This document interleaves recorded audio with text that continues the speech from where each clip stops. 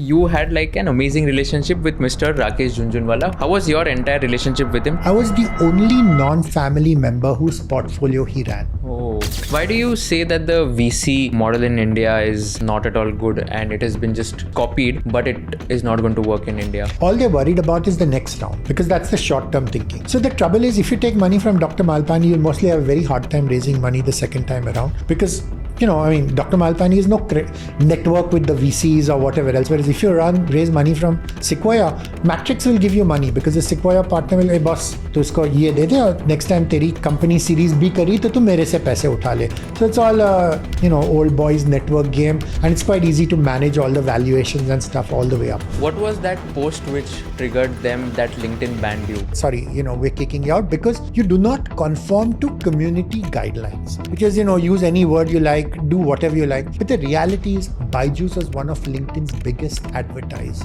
And money talks, boss.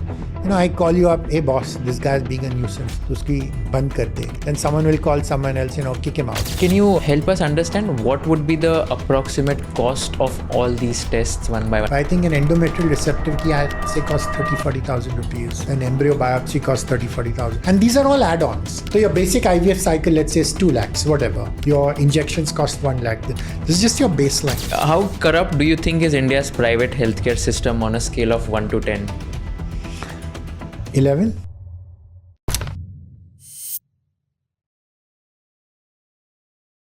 Video देखने से पहले मेरी एक रिक्वेस्ट है आप सबसे. मैं YouTube एनालिटिक्स देख रहा था एंड वहाँ पर देखा कि 82.6% of my audience who is watching this content has not subscribe to the channel. अगर मैंने आपको थोड़ी सी वैल्यू प्रोवाइड की होगी एंड आपको अगर कंटेंट बहुत अच्छा लग रहा है, I request all of you to please hit the subscribe button so that we can bring you the best quality of guest and give you the maximum value possible. Thank you so much for subscribing to our channel and enjoy this entire episode of conversation with Kusal.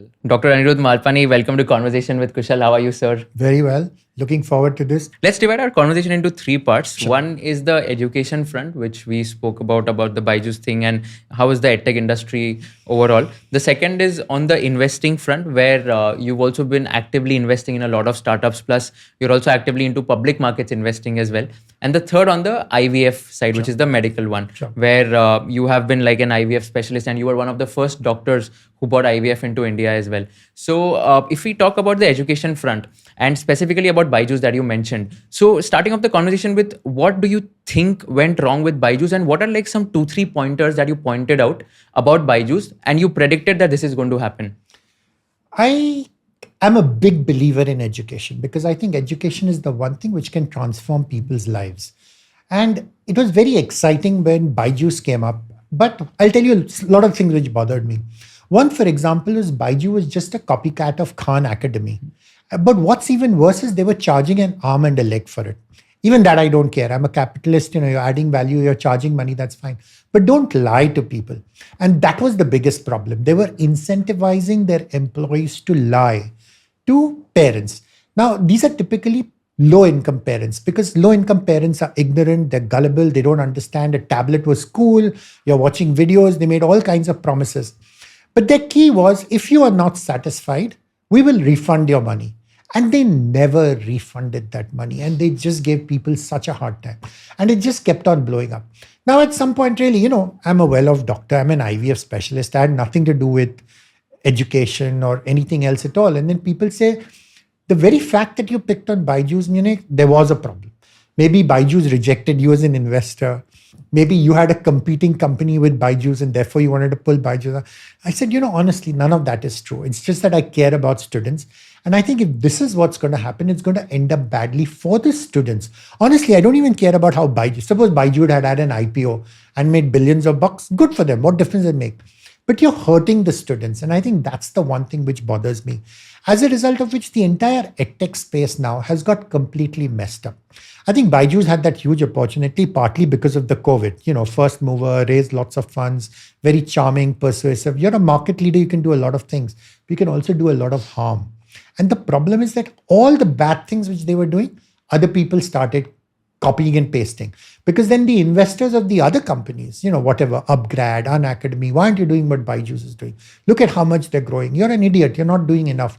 Everyone would then copy and paste. You can just imagine how toxic everything just started getting. And that bothered me. So initially, a lot of it, because it was on LinkedIn, it was mostly about employee experiences. Then when you drill down further, you find this is what had happened. And I think the tipping point, honestly, was when Whitehat Jr. went ahead and sued me, which again was, I think very Machiavellian, because they filed a case in Delhi High Court for defamation on Friday. So the hearing comes up on Monday. So the whole thing is, 10 crores. So Dr. Malpani is just going to roll over and apologize and die and say, I'm sorry, I'll stop doing all this. Didn't happen is a different thing, and that matter is still live, and we'll see wherever it goes. So I think BYJU had a huge opportunity if it can used properly, because there is no shortage of the demand for education. I think it was just primarily greed. And I think sometimes that's what bothers me about the VC system, is all we've done is we've copied and pasted what works in Silicon Valley. And we're not Silicon Valley. We need to be able to adapt to our circumstances. But I'll also tell you one thing. I'm very grateful to BYJU's. Okay, why? Think about it. If I'd not had this panga with BYJU's, I would never have got into the education space, so to say. It's because I had it. And the commonest criticism was, तुम बातें तो बड़ी करते हो, but why are you blaming BYJU's? अपनी education system ही rotten है. वो तो बेचारे क्या कर रहे हैं? Coaching classes तो सदियों से आई है. They're just doing a better job. Or that was one. Or you're just greedy, in the sense that you didn't get that opportunity and therefore you're jealous because he's so much richer, falana dikana, as compared to you. Or good for your talking, but where is the alternative? What else can we do? We've set up a chain of what we call Apni Pathshala. These are community-based digital learning pods. That we have about 80 of them all over the country.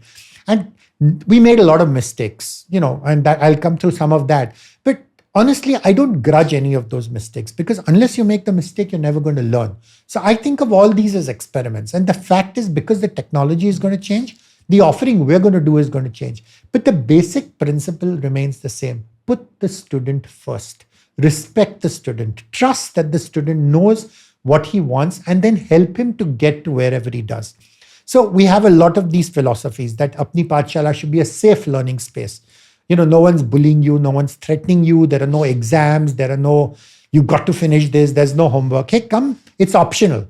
Come because you enjoy coming. So that's one thing. Plus, there's a lot of socialization, because you're learning with and from your friends.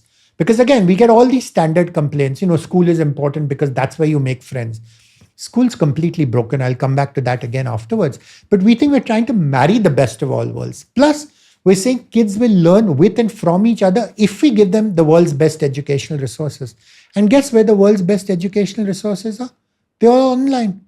The world's best teachers teach online as a labor of love, because they want to teach. They're not being paid a salary. They don't care about anything else. I'm so excited about this. I want to show the world what physics is, calculus is, whether it's Amoeba Sisters on YouTube or whatever else. And there's such clever ways of being able to do it. And then we wanted to prove that you can do it no matter whether it's a small village or whether it's an urban slum. You can do it inexpensively. So our goal is that every Indian kid should have access to a PC. And I think if we can do that, so right now all this is proof of concept. Still don't have the right to win. But honestly, there's so much money in India, and people care so much about the next generation, because really the only competitive edge which India has is its demographic sweet spot and its human capital. And we're throwing that away, which is why you have all these graduates who are unemployed, who are looking for the same Naukri.com, who are spamming all employers with the same, I want a job. That's the worst way to get a job. But everyone's doing the same thing. You know why? Because they can't think for themselves. And that is the last thing which bothers me. When you do a root cause analysis, why is India such a mess today? It's because citizens don't have the ability to think for themselves. They're not taught to think critically. It's like, I watched this on TV, must be right. I read this on a WhatsApp channel, must be right. This expert told me must. You don't know what his hidden agenda is. You don't know what is going on. You're not able to think for yourself. And therefore you get taken for a ride, which is why politicians keep on cheating us left, right, center. So there's this lot of cynicism in general in India. Everyone wants to leave. Everyone wants to go to the US, UK. Okay, if I can't go, I'll send my kid abroad. I think that's so terrible. So I think if we can start with teaching kids to think for themselves, this is a long game, well after I'm dead and gone. But I think if they can do that, then I think within 3 years, 5 years, 8 years, they'll start asking better questions. But I'm the eternal optimist. Got it. Makes sense. You just said that Whitehat Jr. sued you on a Friday, and you had to go on the court for on Monday. So why did Whitehat Jr. sue you? Because you wrote against BYJU's. Whitehat Jr. was a subsidiary, right? Yes. So what happened with him? So again, like I said, it was when I was criticizing people, I was criticizing the entire EdTech space. And do you remember Whitehat Jr. and how you became a Whitehat Jr. Wolf Gupta, and you could earn crores of rupees as a Google engineer? So there was this entire Whitehat scammiest. I'm going to say this. I don't really care, but sleazy guy, scammy ads. It's like, Wolf Gupta is our star student and he's earned 10 crores as a Google engineer. He's done this. Your kid needs to learn coding, programming, and uski zindagi badal jayegi as a result of this. Now I understand the importance of learning how to code. It's not so much coding. It's the ability, computational thinking. It's all about problem solving. You need to be able to break it up in steps. And the beauty about code is you get instant results. And if you mess up, then you have to debug and get it. So I like the concept, but the way he was pushing it and selling it and just so many things. So again, at some point, his ego must have got hurt. He sued two people, Mr. Pradeep Punia, and me at the same time in the Delhi High Court. And whatever. So I fortunately have a very good friend who's a great lawyer. So it's not like we rolled over and died. We said, this is not correct. That's not correct. Anyway, it's going on. Kitne 4 saal ho gaye, 5 saal ho gaye, wo case chal rahi hai. Got it. But and about BYJU's, so two things which I take from your conversation. One is basically the false promises that were told and the lies basically about the refunds not being given to the students. And the second is the employee culture, which was quite toxic. Those were the main two reasons. They were all very closely connected. If you were honest and you gave the refund, then there'd be no need for an employee to lie. Boss, ये try करो, ठीक नहीं लगा तो तुम्हारे पैसे देने वाला हो. But जब तुम employee को बोलते हो कि the amount of money you take home depends on how many families you cheat, and then who gets promoted? You start off with 10 guys, and the guy who makes the most money by cheating the most families becomes your boss. What is he going to teach the next guy? And that's exactly, rot always starts from the top. And it's not like these guys didn't know. They encourage that, both implicitly and explicitly. I think that's terrible. I just really, really bothered. But just imagine now, the first job you got was a job like that. What are you going to be left with for the rest of your life? You're just being taught how to lie. You don't respect the customer. You take the customer for a ride. How can you respect yourself also at some point? When someone is sobbing and crying at the end of the line, मैं driver हूँ, मेरे पास पैसे नहीं है, तुमने मुझे EMI से अटका दिया है, मैं कैसे करूँ? Sorry, you refuse, you block the call, stuff like that. And the worst thing was, they pushed everything off onto the middleman, which was the financial intermediary. Because then BYJU's just said, take it, the intermediary organized the loan. It was actually much, much worse. So the way they recognize revenue, you're a CA, so that's the stuff which interests you, but all kinds of things. And now, everything's coming back. They just ride left. And that's, there's never just one cockroach in a cupboard. If you're doing one thing, I can promise you there's going to be other things. Well, it takes its own time. And when you're such a large billion-dollar company and you pay everyone left, right, and center, you pay the media, you do the press releases, you become the star note key speaker in a conference, you give all this thing. No one wants to say anything bad about you. When anyone says anything bad about you, LinkedIn kicks them out. So what kind of message are you giving? What was that post which triggered them that LinkedIn banned you? I have absolutely no idea. Okay. But we sued them. That's going on in Mumbai High Court. I said, you know what? This is a social media platform. You think I said something objection? At least give me a reason why. They said, we're not obliged to give you anything. Why? And if you don't like kicking us out, please go sue us in the US, because LinkedIn is a US company. I said, I pay you in India. You're in India. You have an India office. Why can't I sue you in India? Don't argue with us. Go sue us in the US. That really got my goat. I said, and there's a Ministry of Electronic Affairs. There's the MeitY Act. Lots of things happened afterwards. Again, this has been going on for about 4 years now. But you said you can't cheat Indian citizens like this. Fine. If you think I did something wrong, you explain to me what I did wrong and kick me out. I don't have a problem with that. But you can't take this. They actually acted like a supra-governmental authority. At least the government is answerable to me. If tomorrow the government does something, I can take them to High Court and tell them, hey, what you did was... Effectively, what is LinkedIn saying? We're linked in India, but we're not answerable to an Indian High Court. We're not answerable to the Indian Supreme Court. We give a shit about India. You want to come and sue us? We're answerable to the US. I mean, that's just ridiculous. They're still taking that same stance. Imagine. really, really bothers me. And I just don't think you should allow people like this, just because they're billionaires, just because they have large, you shouldn't allow them to get away with this kind of rubbish. And I may win and I may lose. It doesn't really matter. But it's more like, often it's the principle of the thing that's not the right way to deal it. So if I win, that's great. Because then you're actually signaling to people you don't need to be bullied by these multinational corporations. You have a voice, use your voice. But we'll So see. the case is now with LinkedIn USA. No. Very much linked. It's in Mumbai High Court. Oh, okay. Got it. It's in Mumbai High Court. So we're basically telling the government of India, hey, what are you doing about this? This is what these guys are trying to pass the buck. Do you think that's fair? Again. And one thing which I'm just failing to understand here is that now you, let's say, write something against a company on a social media platform.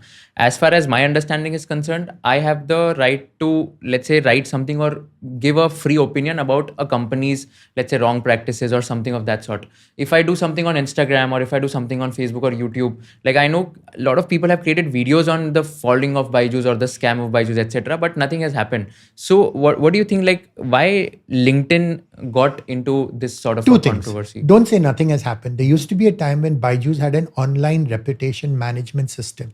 They would pay huge bucks. And in fact, they had access to the YouTube API backend. So they would actually shut down these critical YouTube videos. Again, ridiculous. That's what they called it online. They needed online reputation management because it's so terrible. So anyone spoke up, it would get censored, it would get chilled, it would get shut down. All this is well documented. That was one set of things. So that's right. So you're right. I was very naive. I said, hey, I'm saying something, I'm backing it up. This is proof, this is evidence. And then one fine day, we're kicking you out because you do not conform to community guidelines, which is, use any word you like, do whatever you like. But the reality is BYJU's was one of LinkedIn's biggest advertisers. And money talks, boss. I call you up, hey boss, this guy is being a nuisance. To uski band kar de. Then someone will call someone else, kick him out. So I said, okay, kick me out, but there's a due process. I can escalate the complaint. I can do this. I followed everything. But they just kind of said, we're just not answerable. We don't care. You do whatever you like. And that really got my goat. So today, if you want to open a new LinkedIn account, I'm not going you cannot. I can do anything I like. But if someone doesn't want me, why do I want to be on? That was also a blessing in disguise, because guess what? Now I have so I had about 150,000 followers on LinkedIn when I got kicked out. Now I have about 70,000 on X. I think one X follower is worth 10 in LinkedIn follower. Maybe I'm just biased. I don't know. But so I'm quite happy. And I think X doesn't censor. It allows me to say what I want. So I think that's fine. So if jo bhi kuch hota hai, achhe ke liye hota hai. That's the way I look at it. Because otherwise, when I was so busy on LinkedIn, I never did any postings on X. Now I don't have anything else other than X. I do lots of postings on X. We'll see. Just coming back on the education thing, do you think that investors who are there, who are pumping money into a company like BYJU's, they were like pumping money with the intention of like making an exit in the future, or like what was their I think that's a big problem. Interests between entrepreneurs and investors are not aligned. When your investors have a short life, when a fund is only 10 years, their whole job is how do I get out? 3 years, 5 years, 10 years or whatever. And the trouble is entrepreneurs are very naive.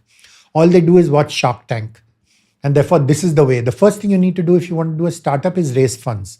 So, it's complete unequal battle because investors obviously have lots of money, lots of expertise doing this all the time. And therefore, once entrepreneurs do that, then you pretty much do what the investor tells you to do, because once you've raised money, you'll need to raise money after another 18 months. Then you'll need to raise money after, so you pretty much have to follow. So part of the reason a lot of professionals become entrepreneurs is because they want to be independent. But they've actually gone from the frying pan into the fire when they raise that set of funds, because now you're beholden to this guy who's breathing down your throat all the time. Where is my ROI? Why haven't you done this? तुमने सिर्फ 5 centre खोले, तुमने 50 centre क्यों नहीं? Who cares about the quality? तुम 50 centre तो खोलो, फिर आगे का आगे देख. Or you mess things up. It doesn't matter. एक बार 50 हो जाएंगे तो फिर अपन आके सब कुछ ठीक करेंगे. And you're seeing that in IVF. Left, right, and center. And we'll come back to that again. But I think this is the problem with the corporatization, that they're playing a short game. And ideally, you should be playing a long game. It takes 20 years for a business to mature. Now, everyone will talk about the outliers and someone who exited in 3 years and 4 years. But that's not typical. That's highly atypical. You should not be using them as examples. But who pays for the press releases? Who pays for the media? Who pays for Shark Tank? Who pays for all the startup media? It's going to be the VCs. They have the deep talks. Those are the stories they sell. So half my life as an investor, as an angel investor, when I talk to entrepreneurs, is to bring them down to reality. Boss, that's fine. If someone's giving the money, boss, please, uska paisa le. Mera hard-earned paisa hai. I'm not spending other people's money. I'm spending my money. So apne ko ye samajhta hai. If it makes sense, great. I'm a good investor because I'm patient. I won't give you a hard time. I won't interfere. I won't micromanage. I will make sure you do the things which are right, but expect this is a long journey. Whereas if on the other hand, you want to be on a rocket ship and you want to this thing, then I'm obviously the wrong investor for you. So I think, again, I keep on telling people, patients get the doctors they deserve and doctors get the patients they deserve. And I think that works out for funders and founders as well.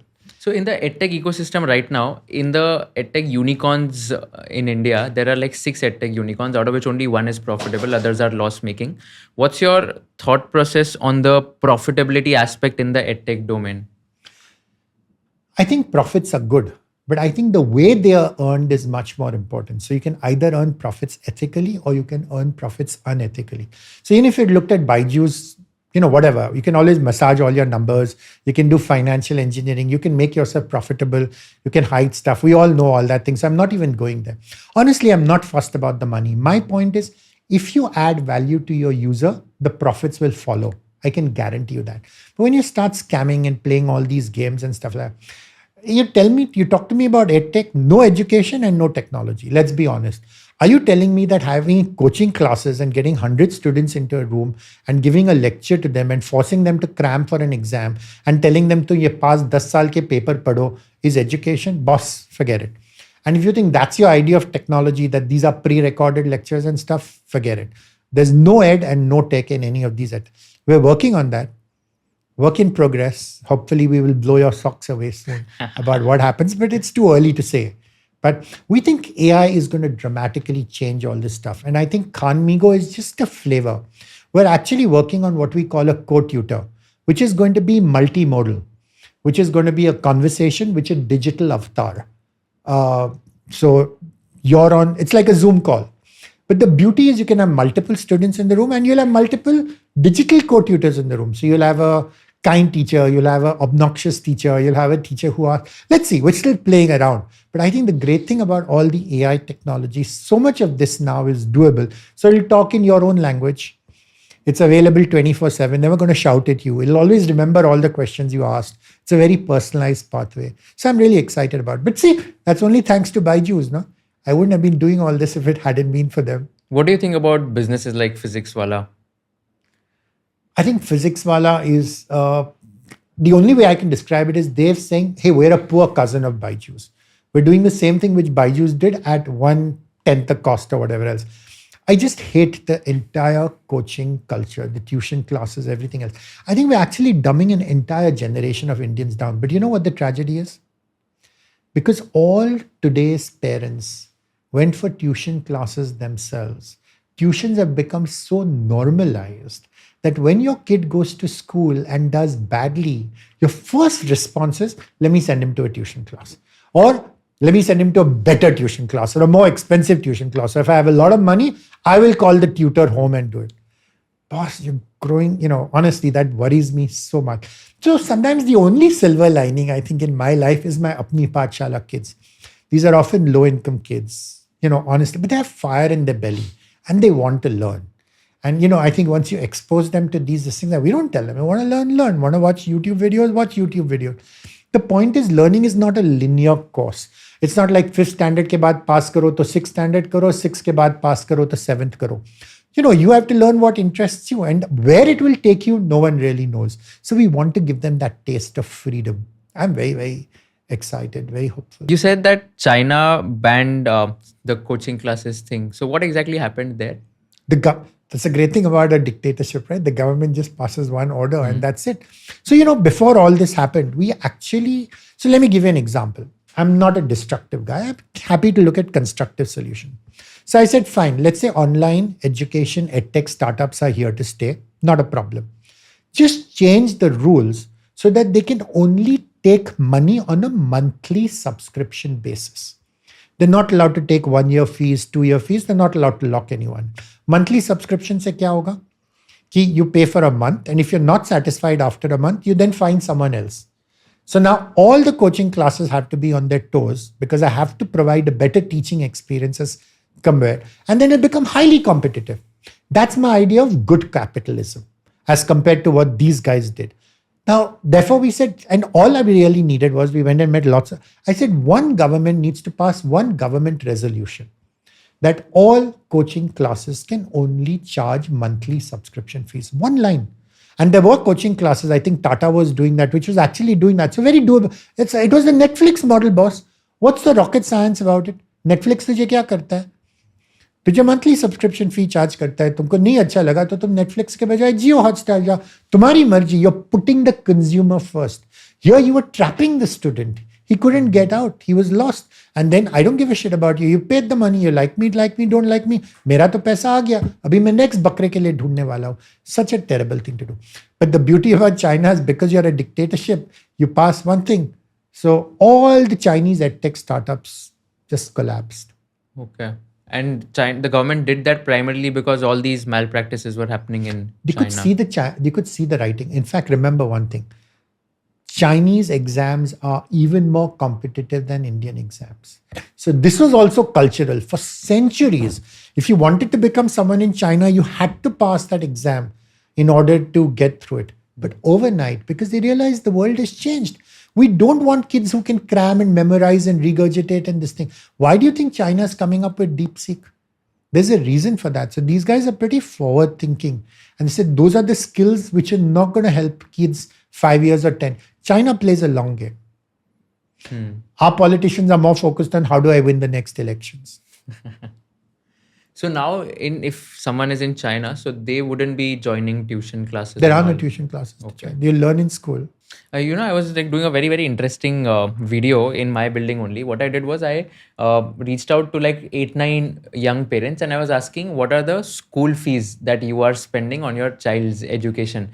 And I was so surprised. One of the parents was telling that he's just shifted his child to a boarding school, IB school. He's paying 25 lakh rupees per annum. One of the parents said that it's in Mumbai only in BKC. He's spending 18 lakh rupees per annum. One of the parents said it's 12 to 15 lakhs per annum per child. And he had 3 children, one in grade 2, 5 and 7. And I was just shocked that the school business in together, they're charging 25 lakhs from one student. And even if there are 50 students per grade, 10 grades, it's a proper money making 2 things kind about of a that. thing. One is sending a kid to an expensive school has become a status symbol. And that bothers me. It bothers me that rich people are so stupid. When poor people are stupid, I can understand. Bichara, you have to worry, kal ka khana kidhar aa raha hai. तुम लोग इतने ये हो, पैसे ये और तभी भी तुम ऐसे करते हो, तो God knows, I think sometimes the problem with being rich is you think, I'm very smart and therefore you just, it's such a classical herd mentality that, oh, where does your kid go? He's charging more than mine, so obviously this must be better, so let me send. It's like a Gucci bag. Anyway, forget about all that. It's called as Veblen effect, no, in economics. If something is more expensive, then you crave for absolutely. Luxury goods, all this stuff. But this is not, it's ultimately you're helping your kid grow. People tend to forget that. So it's a lot of that stuff which really becomes a bit of a problem. I think the second thing is people are so close-minded, they're not willing to look for alternatives because they come from a position of fear and scarcity. They come from a position of ignorance and vulnerability. And because they're so gullible, it's very easy to take them for a ride. So I think often they're victims, but I have no sympathy for these victims. I have sympathy for poor people because, honestly, they're easy to exploit. I think when rich people, they allow themselves to get exploited. And that really bothers me. Now just imagine, this poor kid, you force him to wake up in the morning, which is the worst time as far as all that has been proven. Chronobiology shows that most teenagers are sleep deprived. You shouldn't be waking them up early. It's the worst possible thing to do. Okay. Yeah, the brains don't work. So what time should they wake up then? Whenever they want to. So you should read this book called The Sovereign Child. And, would you like it if I told you, hey, you've got to, see, the trouble is you're so brainwashed by your schooling system. Ganti baji, abhi geography khatam ho gaya, history padho. Ganti baji, abhi office jao. You know why this started? Because why we have all these, the siren in Bombay? Because Bombay used to be a textile center. So Ganti baji, so all the workers would go to work in the textile mills for this thing. And, this is a Pavlovian reflex. Karo, ye karo, sab log karo, which is terrible. You're not optimizing for the individual. The trouble is adults don't respect kids. We look down on them, even though they're our own kids. जिनको सिर्फ मजाक करना है, reel देखना है, fun करना है, because you force them, you make their life so miserable. The rest of the time, the बेचारा घर आके और करेगा भी क्या? But anyway, so that's one thing about you're then just following what you're not realizing is by doing what everyone else is doing. That's a definition of insanity. Because then you'll have all these kids, but you want your kid to be different from why would your kid be any different? But then it's like, oh, this is the best school and therefore they know, and Dr. Malpani is an idiot. He knows nothing anyway, so who wants to listen to him? And I think it's just getting worse. So not only do you waste time commuting, you waste time doing all that. How much can you learn in 40 minutes? Very little. The brain doesn't work that way. There's something called deep learning. You actually have to go into a subject. This 40-minute is all convenience. For schools are designed for teachers' convenience, not for students. But anyway, that again, no one will ever tell you. Just like hospitals are designed for doctors' convenience, not for the patient. But anyway, so then that's the problem. Now, because this is the way we've done it for centuries, this is the way we're always going to continue. Even that's not true, incidentally. All this started only after the Macaulay thing, because you designed people to work for factories. That was the reality. But then once you've done that, and then that's become so imprinted that the next generation just accepts this as the default and can't think of it. So commute पे time गया, school में time गया, फिर बेचारा आता है homework करता है, उसमें टाइम गया. You're not doing well in school, बेटा अभी ट्यूटरिंग करो, उसमें टाइम गया. What time does he have left? Where does he ever explore his own curiosity, his own interests, his own creativity? He wants to, and you keep on, नहीं करना. जब तक तुम पास नहीं करोगे मैं तुमको पनिश करने वाली हूँ. मैं पनिश करने वाली हूँ क्योंकि मैं तुम्हारे से बड़ी हूँ. I'm the bully in the house. Why will he ever respect his parent? This is exactly why when parents become old, things flip. And then they get, anyway, I'm not going there. But it's just, I think this is a big problem. Whereas what happens in apni pathshalas is we invite the parents, please come and see what your kids are doing.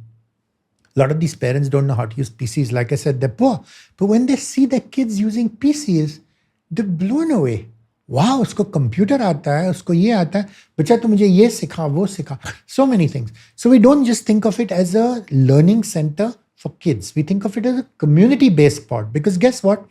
Then okay, the kid is doing whatever else. The parent can come and learn. Or the parent wants to file an RTI, or the parent wants to file a legal notice, or the parent wants to what's happening. So many things magically open up. Now that your kid is doing things for you, you'll start respecting your kid a little more. We hope. We'll see. Let me ask you a tricky question. Sure. Would you encourage homeschooling for your grandchild? Yes, not that Natasha and Pratik are going to listen to me, unfortunately. But you know what? So there are lots of other alternatives. So again, I don't tell anyone what to do, because the trouble is you tell someone what to do and the outcome is not good, they'll blame you for it. So I said, I've brought you up. This is what it is. This is the document. This is the reason why you should be doing it. Then it's your life. You decide. I'm still the eternal optimist. At some point, people will realize that kids are miserable in school. There are better alternatives. So, but we don't think, homeschooling, the problem is that effectively it's a constraint model. In the sense you need a full-time person, perhaps. One way of doing it. With a community micro school, I think, just imagine a building like this when you have so many kids.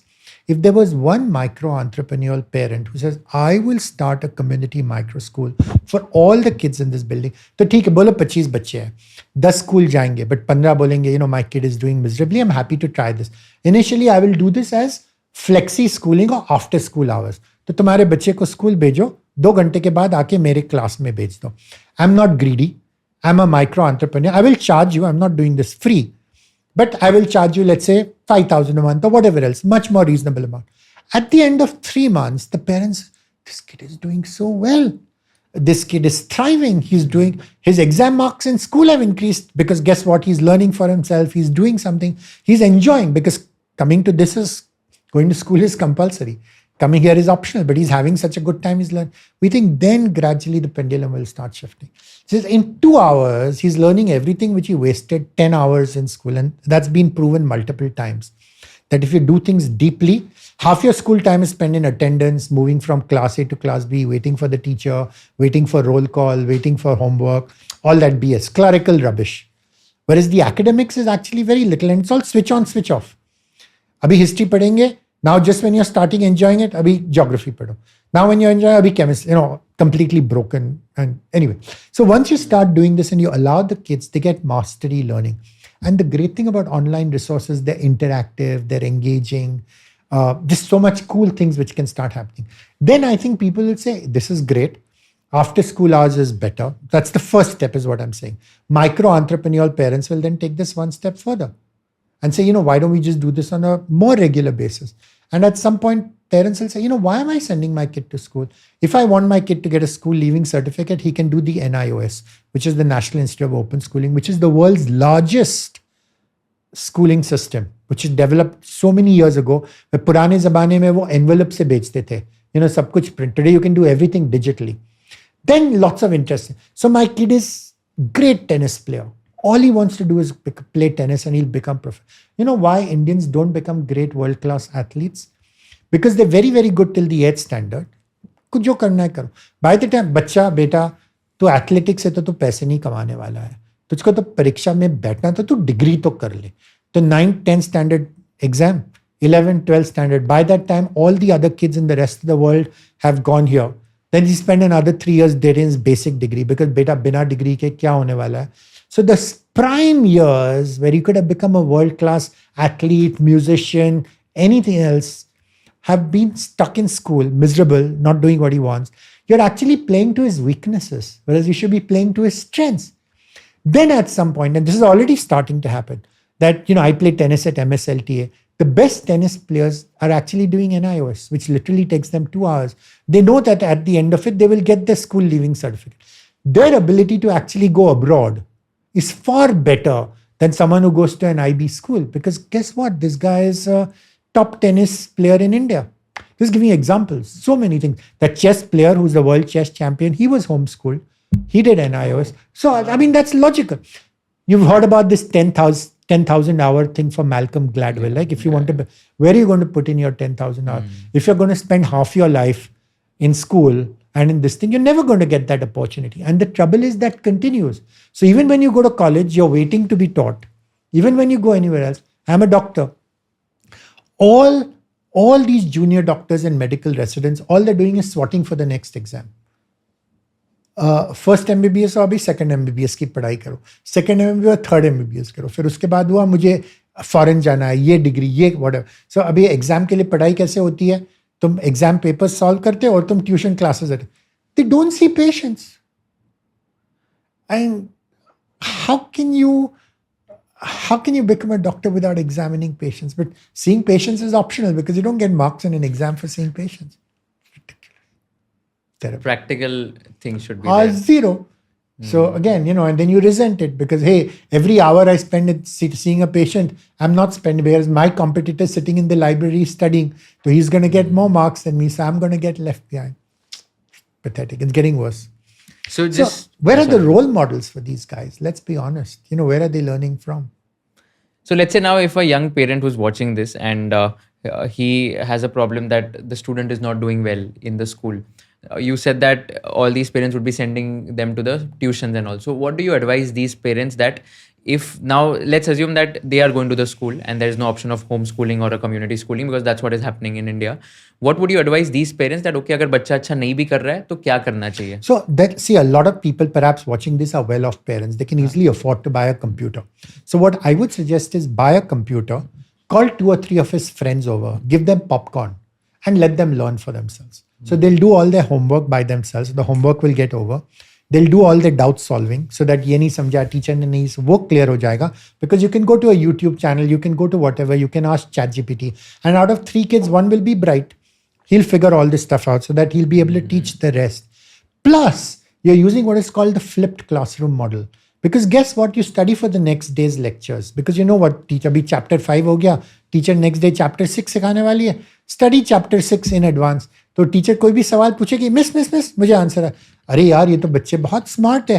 You become the teacher's pet. So that then when you go back to school, you're guaranteed to do well. So in fact, I'm willing to make this promise that anyone who follows this method will get 10% more marks in the next exam. For what reasons? You've solved your doubts. You've learned with each other from the world's bestest things. You've done the flipped classroom, so you've impressed your classroom teacher. And the only way to do well in an exam is to study the last year's 10 papers and solve them. All those last year's 10 model papers are available, model answers are available. Fair. With this, I think the student will also become smarter, and like it's like a very practical way of constant learning. So Students will that'll become be self-directed learners. So now they'll fall into two categories. One of them will say the school is all stupid, but I have to pass the marks. Otherwise, my mother is going to give my life a hard time. So I'm going to game the system.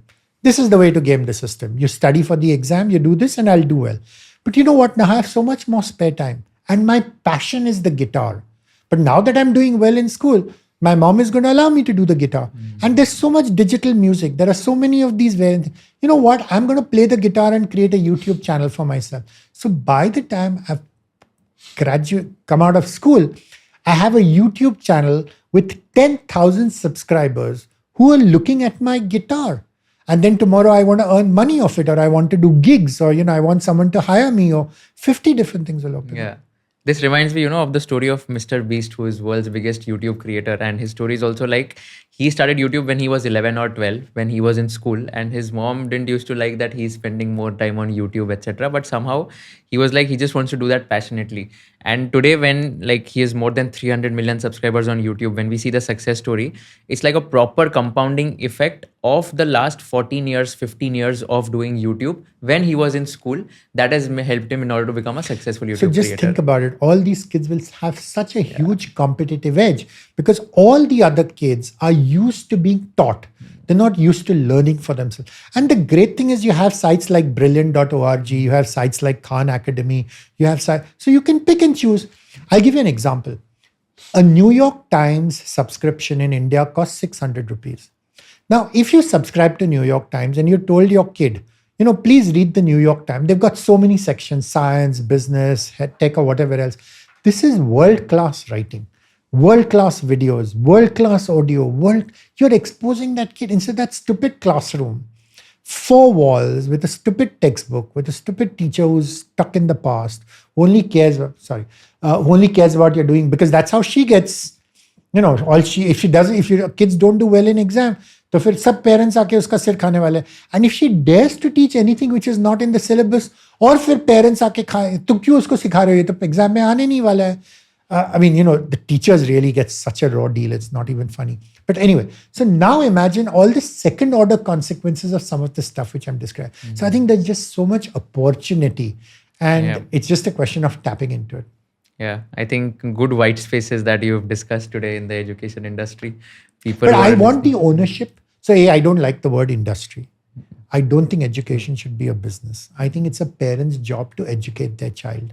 You cannot outsource it to anyone else, whether it's a school or a college or anyone else. It's your responsibility and you need to be the role model. If your kid sees you come back home and you watch TV all day long or you're on a reel all day long, what moral authority do you have to tell him, नहीं तो तेरा mobile के मत बैठ, तुम खुद करते हो और फिर उसको बोलते हो बस double standards. Kids will do what you do, not what you say. Whereas if they can see that you're learning along with them, you find some common topic of interest and you learn with them, they will learn along with you. Then they will learn for themselves. You cut the umbilical cord and there's just so much commonality. I think the biggest mistake Indian parents make is they focus on the kids' weaknesses. Let me explain. You do very well in maths, but you're failing in geography. What will the parent do? Maths तो ठीक है boss, तुझको ऐसे भी A grade मिल रहा है, लेकिन तेरी geography खराब है, तो मैं तेरे लिए geography tutor. तेरी geography कभी सुधरने नहीं वाली है. You don't like it for whatever reason because your second standard geography teacher was a mess. You didn't understand it. But now you're trying to buttress the weakness, which you can never do. So at the most, from a failing grade, you'll become a mediocre student. What about the opportunity cost, boss? That same time, if instead of wasting on getting a D grade in geography to a C grade, he could have spent on maths. He could have become a math Olympiad champ. But no one thinks of these second order consequences. In life, you don't get paid for mediocrity. You get paid for doing the one thing which no one else is as good as what you do. Why are you doing what you do, Kushal? Because you're the only guy who's doing it. And therefore, you have an unfair edge as compared to every other CA. Every other CA is like a cog in the wheel, a commodity, a wedge. वो भी मेरे accounts balance करेगा, वो भी मेरा tally करेगा. लेकिन podcast कौन करने वाला है? वो तो सिर्फ कुछ. You've created that brand. People don't seem to realize that. And the right way to start is when you're 6 and 7 and 8, not after you're. Yeah. I wish I would have started earlier in my But school. you're still young. You have the rest of your life ahead of you. So I think that's fine. Very, very interesting. Let's spend some time on investing now. And this is also very fascinating that I'm talking to a doctor come angel investor. So this is going to be like a very fascinating thing in terms of like you've been a practitioner in the medical industry and also like an angel investor. And we also got to know that you had like an amazing relationship with Mr. Rakesh Jhunjhunwala, who was one of India's most renowned investor, and like he has like made a name in the entire stock market ecosystem as well. How was your entire relationship with him to start off this conversation with, and what are like some 2-3 anecdotes or incidents that you recall with him? So I owe a lot to Rakesh. I mean, the guy was remarkable. Very few people are like that because I mean, he was just full of stories, very down to earth, very grounded. Didn't bother about being politically correct. He was one of those guys who called a spade and didn't even care what anyone else did. So that was great. And he was a patient. So to that extent, it was fortunate. So there was a very deep relationship. In the sense, he said, Dr. Malpani, tum mere doctor ho. Whatever you say, I will trust. And then I reciprocated that trust. I said, boss, mujhe investing ke bare mein kuch nahi aata hai. I was the only non-family member whose portfolio he ran. Oh. And I asked him, why? He says, one thing I like about you, you don't ask me questions. You don't ask me, why did I buy Titan? Why did I do this? Why did I do that? You trust me implicitly. And I respect that. The reason I didn't ask is apne ko to kuch samajhta bhi nahi to kya puchne wala. But that's a different thing altogether. So I learned a lot from him. I think the one outstanding characteristic he had was curiosity. He was always learning. He was very, very well read. Everything was great. And that's a great thing about being an investor. There's actually a great book called The Last Liberal Art. And investing is the last liberal art because you have to learn about fintech. You have to learn about AI. You have to learn about supply chains. You have to learn how to read a balance sheet. You have to make sure the entrepreneur doesn't take you for a ride. Then it's not just theoretical knowledge for the sake of learning. You have to do it because, hey, guess what? It's a question of putting your money on the line. So lots of interest. And then I would hang out at his office, very close to my clinic. And then you learn a lot by being a fly on the wall and by osmosis and stuff. So that was blessed. And very long-term perspective, playing the long game, willing to be contrarian, lots of things. So I think that was very helpful. So the relationship started when he was a patient. That's how it started. He's got 3 kids. Got it. My kids. And then like any interesting conversations you've had, like you remember a lot that, yeah, this was something which was very interesting. So lots of times, people, he would appear on TV. He would say various things, which a lot of people would criticize him for. And I just loved the fact he said, this is what I think. And I'm not ashamed to say it. This is my opinion. And I have the courage of my convictions to be able. And the great thing about him was his consistency. It's not like he said one thing on 1 year, then he flipped his story the next year, or he flipped his story. So if you look at his Titan, that's just a great example. It was just, no, I believe in this and I'm just going to. The other great thing about him is very philanthropic. In the sense, boss, I have more than enough money. What do I do with my money? So he would donate to causes like Agastya. He would donate to hospitals because he had so much. He had the ability to write. That's also very, very inspiring. That, money is just that.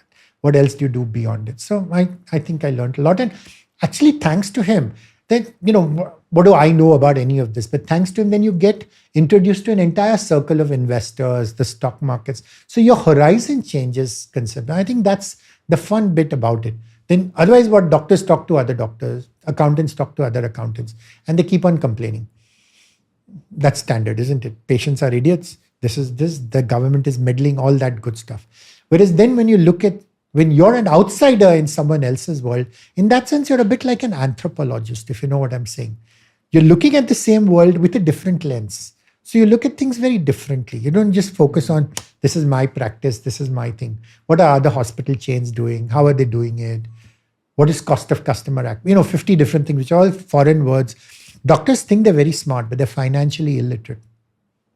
You automatically have to acquire a little bit of that. So that was fun. You said that there are like a lot of fake bankers and entrepreneurs have a lot of terrible experiences as well. Can you give some examples? What has happened? No names. Yeah. But everyone is, you know what? I'll get this. I'll raise this funds. Then they'll do all this name dropping. I know Nitin Kamath. I know Motilal Oswal. I know this. I'll do the introduction. And then let's go out for a cup of coffee. They'll make the entrepreneur pay for the coffee and they'll give them all tall dreams and stuff. And then, we need to design a pitch. but your pitch is not very good. But I have someone who will design the pitch for you, but that's going to cost you 10,000. And then, we need to rehearse and that's going to cost you another 30,000. They act like leeches. And the trouble is, entrepreneurs are either naive, immature, or stupid. They just get carried away by that LinkedIn profile. They don't do any due diligence. Just like an investor does their due diligence on an entrepreneur, please do your due diligence on the investor also. There is no free lunch. Everything comes with strings attached. You should understand. The money I give comes with strings attached. Please understand. The difference is I'm very open about what I do. So everything we do openly, we build it. So we don't just tell our entrepreneurs. So Malpani Ventures has its own investment thesis. We share it. The important thing is then I have to walk my talk. The only thing I care about in my life at this point right now, Kushal, is my reputation. So if I say one thing and then do something else and then get called out, that'll be terrible for me. Whereas if I write stuff, then I have to say, this is what I said and this is what I'm going to do. So I think it's good. It's fun. And after having a very strong relationship with Mr. Rakesh Jhunjhunwala, I'm sure you would have also met other investors like Mr. Radhakishan, Damani, etc. Yeah. Again, remarkable guy. If you meet him on the street, you won't even realize he's one of India's richest men, really. So he's not like these other billionaire celebrities who walk around with security guards and Maybach and stuff like that. So very, very sensible and very down to earth. And, I love the guy. Any specific interesting conversations or stories? I think what I love about him is even for DMart, he gives so much autonomy to Neville to run it, which I think is a big deal. And he had that vision that, okay, fine, this is initially all homegrown. Great example of a bootstrap. Now everyone will say, oh, but उसके लिए तो bootstrapping ठीक था, उसने तो stock market पे पैसा कम, सबने किधर तो भी पैसा कमाया ही है, तो everyone is bootstrapped. Yeah. But he used that. He didn't take the money prematurely. He didn't dilute. He didn't do anything else. So, and so strongly spiritual, so strongly religious, so strongly grounded. I mean, when you talk about ethics, that's the guy. Very, very close family ties. Most other families, how they are. They're completely dysfunctional. You have one patriarch and everyone else is chiller, pillar, and this. He doesn't do that at all. Wow. This is something to learn from. Lots. I was speaking to someone and someone was telling me that he's basically someone who is a very, very good listener. So for example, if there is a board meeting or any meeting where there are 10, 15 people, he'll make sure that he'll be the last person to speak and the first one to listen to all of them. Usually it's like if there is a senior person, he'll be the one who will speak in the meetings and he'll be the one who will lead. You know what that's called, no, Kushal? It's called hippo syndrome, the highest paid person in the room. And that's typically what happens. And that typically happens in an IS bureaucratic office or a ministerial office. Because then once the minister says everyone who disagrees has to keep quiet and everyone agrees. So everything is, but I'll also tell you one thing, he listens, but he cuts to the chase. Okay. Then no BSing. Then, boss, these 4 things are not okay. You want to create a subsidiary, you want to do this. Don't give me all that. This is business. This is point A and this is point B. Show me how you're going to get to it. If it doesn't, go find someone else. Got it. Why do you say that the VC model in India is not at all good and it has been just copied, but it is not going to work in India? So I think the big advantage of Silicon Valley is 2 things. One is failure is encouraged. Failure is forgiven. Failure is treated as a badge of honor. That's not true in India. If you fail, you become an outcast, a pariah, and no one's willing to give you second chances. So the willingness of entrepreneurs to take experiments is just not there. So you're setting them up in that, you're putting a lot of constraints. And I think the second big problem is the cost of capital. Cost of capital in Silicon Valley is so cheap that people are willing to take these experiments. You will have an asset allocation for alternative investment classes because the amount of money you can make from traditional investments is always going to be capped. So that appetite is there. I think cost for capital in India is much more. And I think, again, always I think, VCs are very hypocritical. They encourage entrepreneurs to take experiments, but they're not willing to take the experiments themselves. So BYJU is doing well, so let me fund another EdTech. Zepto is doing well, so let me fund a Blinkit. This EV guy is doing well, so, you're just another Me Too player.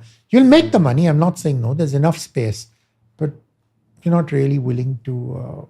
At least that's what I feel. I could be wrong. There's a very FOMO-driven culture in the VC ecosystem, I feel, in the sense that if one big investor is investing money in a startup, then all the small investors would be like, yeah, even I want to participate in this round.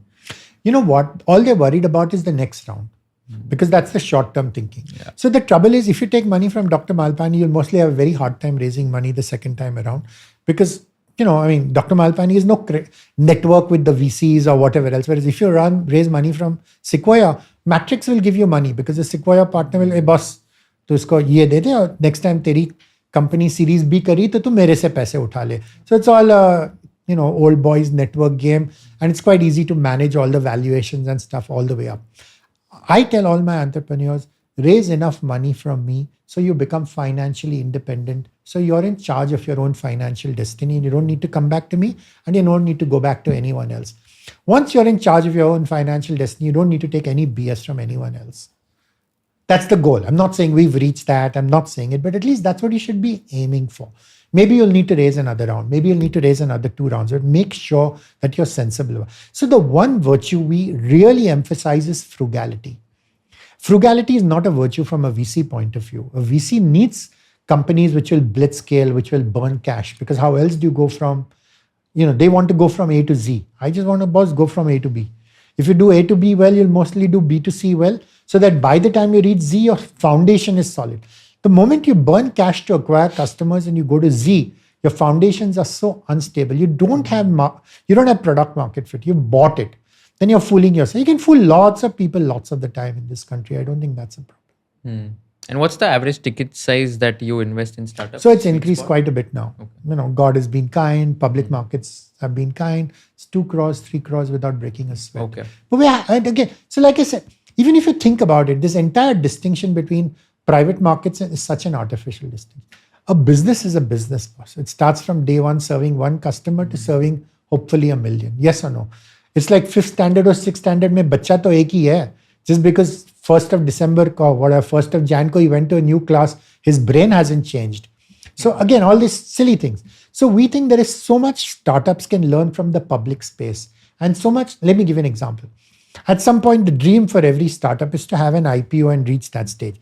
What is corporate governance? How do you prepare your MISs? How do you share data? What should you be looking at? What are your comparables? Don't compare yourself with the other startups. Compare yourself with the market leader. And that's the value we can add. Because guess what? We also invested in the private space and the public space. So we can teach them what the right benchmarks are, what you should be looking at. That's as far as the private. The beauty about the public is that because no public market promoter is ever going to give you the time of day. No? Tu hai hi kaun unse baat karne ke liye? They will talk to all the big shot guys. But guess what? 15 years ago, he was in the same position your startup founder is today. So you understand the journey. You understand what he went through. You want your startup founder to learn from that, but it also works the other way. So your ability to ask better questions increases because your startups understand a lot about the technology and the background and why they're doing and where the industry is headed. And guess what? They have a variant perception, which is why they've entered the market. They will give you a lot of interesting insights as an investor as to why the rest of the market may not be thinking correctly. See, in order to make money, you need 2 things. You need to be right, but you also need to be contrary. Because if you're only right, you will only make as much money as the market makes. But if you're right and you're contrarian, you will make much more because you've then taken a bet which no one else was comfortable with. So I think so again, for us, all these distinctions are all silly. So you call them startups, you call them SMEs, you call them nano cap, you call them micro cap, you call them small cap, you call them large cap. Is all just convenience, and I get that convenience. But for me, I think that's all a distraction. And do you think that majority of the Indian unicorns today are just like overvalued Ponzi schemes waiting to crash? I mean, there's this great James Thurber story about how unicorns are actually fables. And anyway, I won't go into that. But honestly, I think a lot of the horns are very fragile and they've actually just been built up. And I think now retail investors are getting a little bit smarter. That what are these guys doing? Whether it's a VC or a PE player, they're pumping up the story. They're putting in press releases. They're paying for conferences. They're giving all these guys to sell you, wow, we're better than sliced bread. As a result of which you're getting your exit and you're getting this thing. And the trouble is a new sucker is born every 2 years. No? So someone who burned their fingers with, let's say, the last IPO, by the time this new company comes up, every person thinks I'm the brightest guy. In a bull market, to sab log Rakesh Jhunjhunwala hote hain. तो ये तो मुझको समझता है, this is a great company. So I think all of them will do it. So I'm not saying all of them, but I think a lot of this is hype and hot air. And for whatever reason, the market has been built up to fairly unsustainable levels. And you especially saw that in that SME IPO space, because those are the easiest ones to inflate. And I think they're now collapsing. So hopefully sanity, but this is the nature of the beast. Every bubble will be followed by a bust, will be followed by another bubble. And this has happened through centuries. You know, the one thing which doesn't change, Kushal? Human behavior. So greed and fear are just going to be part of our life. And you know, how it manifests itself is hard to say. So you've made more money in public markets as compared to private markets? Private startups, I'll make no money. I'll lose it all. That's I have realistic expectations, boss. Think about it now. If 90% of startups fold, and if the number of startups which actually make money are just a handful, what gives Dr. Malpani the right to make money in a startup? It doesn't. So I'm very clear. I break up my income into financial income and emotional income. Financial income comes from the public markets because their ability to absorb money is so much. Even if you're making 18 to 20% a year, boss, that adds up. It becomes a lot, especially when you have a large denominator. So I'm very content and comfortable with that. The emotional income I get from seeing patients and giving them babies, and then from the startup. Because you're engaging with bright young entrepreneurs who want to change the world. And then, you know, if you can help them fulfill their dreams, I think that's great. And even if they feel dreams don't work out, and they often will not work out for reasons out of your control, I'm very outcome agnostic these days. It's like an IVF. I tell them the truth. बस मैं इतना कर सकता हूँ. इतना मेरे हाथ में, इतना तुम्हारे हाथ में, फिर ऊपर वाला मालिक. And that's actually true for a startup. इतना entrepreneur के हाथ में, इतना investor के हाथ में. The rest of it is in the market's hands. What can you do about it? How many startups you would have invested in so far? Ooh, lots. Must be 25, 30. I don't even keep track. Oh, wow. All vanity. क्या फर्क पड़ रहा है? So I'm happy to invest 50. So a lot of it is opportunistic. So we are very clear. We're looking for 3 things. 4 actually. We're looking for founders who have integrity. That's not negotiable. You know, you smell something, boss, ठीक है, कोई दूसरे का पैसा ले, मुझे नहीं करना है. We're looking for someone who has curiosity, because 2027 is going to be very different from 2025. And unless you're willing to ask those questions, you're not going to get the answer. We're looking for someone with humility, who's willing to say, I don't have all the answers, who's willing to teach me and who's willing to learn from me. Because he has a lot more domain expertise. But, you know, we understand a little more about how a business should be run, how to delight customers, stuff like that. And finally, we're looking for frugality. I think if we find someone, and we are very transparent about all this, and we try to be, every time we have a conversation with an entrepreneur, we try to add value. We may not give you the money, but this is the reason why, or I think your pre-money valuation. Now, we do things very differently from other people. With a lot of people, it's like a dance, a mating dance. मैं तुमको pitch करूँगा, फिर मैं तुमको coffee के लिए मिलूँगा, फिर तुम ये करोगे, वो करेंगे. I tell them, please, I'm an investor. You want money from me. Tell me how much money you want and tell me what your pre-money valuation is. If this makes sense, I will continue the engagement. Otherwise, I'm just wasting your time. Because if your pre-money valuation is something I'm not comfortable with, then why are you even talking to me? You should go talk to someone else. Some people appreciate the fact. Some people think you're arrogant. You think you're giving money and therefore you're... So it's your time I'm trying to save. I can spin your wheels forever and ever. What joy are you going to get out of it? If I'm serious about giving you the money, I'll give you the money in 3 weeks, depending on how well you're organized, how well I can do the due diligence. And if I'm not going to, then I'd rather tell you upfront, you know, we're not on the same page. Mm-hmm. Yeah, saves a lot of time of both the people here. And just since we are on the VC front and the investing system, so last question on this is basically like a lot of VCs, when they give money, a lot of these startups spend aggressively on marketing for acquiring customers, which we also discussed briefly. So do you think that that has like encouraged all these startups to like spend heavily and not think too much about frugality? So I think that's the problem now, especially with all these D2C startups. You really don't have any differentiator. And then you have all these success stories in inverted commas, whether it's Nykaa or whatever else. So everyone wants to be another Me Too Nykaa and stuff. And that's not something which actually makes sense. So you're not acquiring the right customer. You're acquiring someone who's coming for the freebies. Will he stay with you when the freebies end? And you're already starting to see that play out, whether it's the Ola story or the Uber story or whatever else. I completely agree with you. So in fact, my best entrepreneur is someone who's already failed an earlier startup. because he's learned from his mistakes. He's much more frugal. He appreciates money a lot more because he understands the value of money and what happens when you run out of money. So we're quite happy to give money to startups which no other VC will touch. And that's okay, as long as we think, hey, your heart is in the right place, you care about your users, you're passionate about what you're doing, we're okay to be patient. I'm not in a hurry to exit. And do these founders reach out to you or you reach out to them? How does that happen? Both. And if they want to reach out, how do they do that? I'm on X. I have a website. I reply to all my emails, even if it is to say sorry, no. But that's okay. So which is why, because that's the reason why we put out all that information. That if that information is there, then they know exactly what kind of investor I am and what I'm looking for. So we're not trying to play games with them. Then either they say, ये तो useless है, मुझको तो unicorn बनना है 10 साल में, so then there's no point in talking to Dr. Malpani. Very clear. Then you need to talk to Matrix and Sequoia.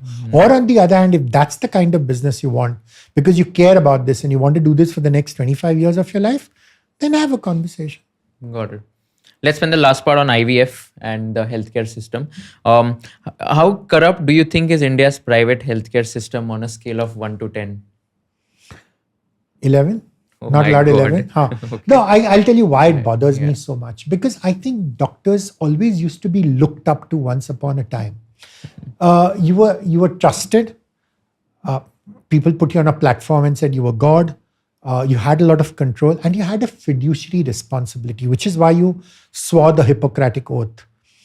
You betrayed all that for many reasons. Now, everyone says, yeah, Dr. Malpani, you were born with a silver spoon. Your parents were doctors. You're in Mumbai. You're doing IVF. You're a rich man. People will always do that. What choice do we have?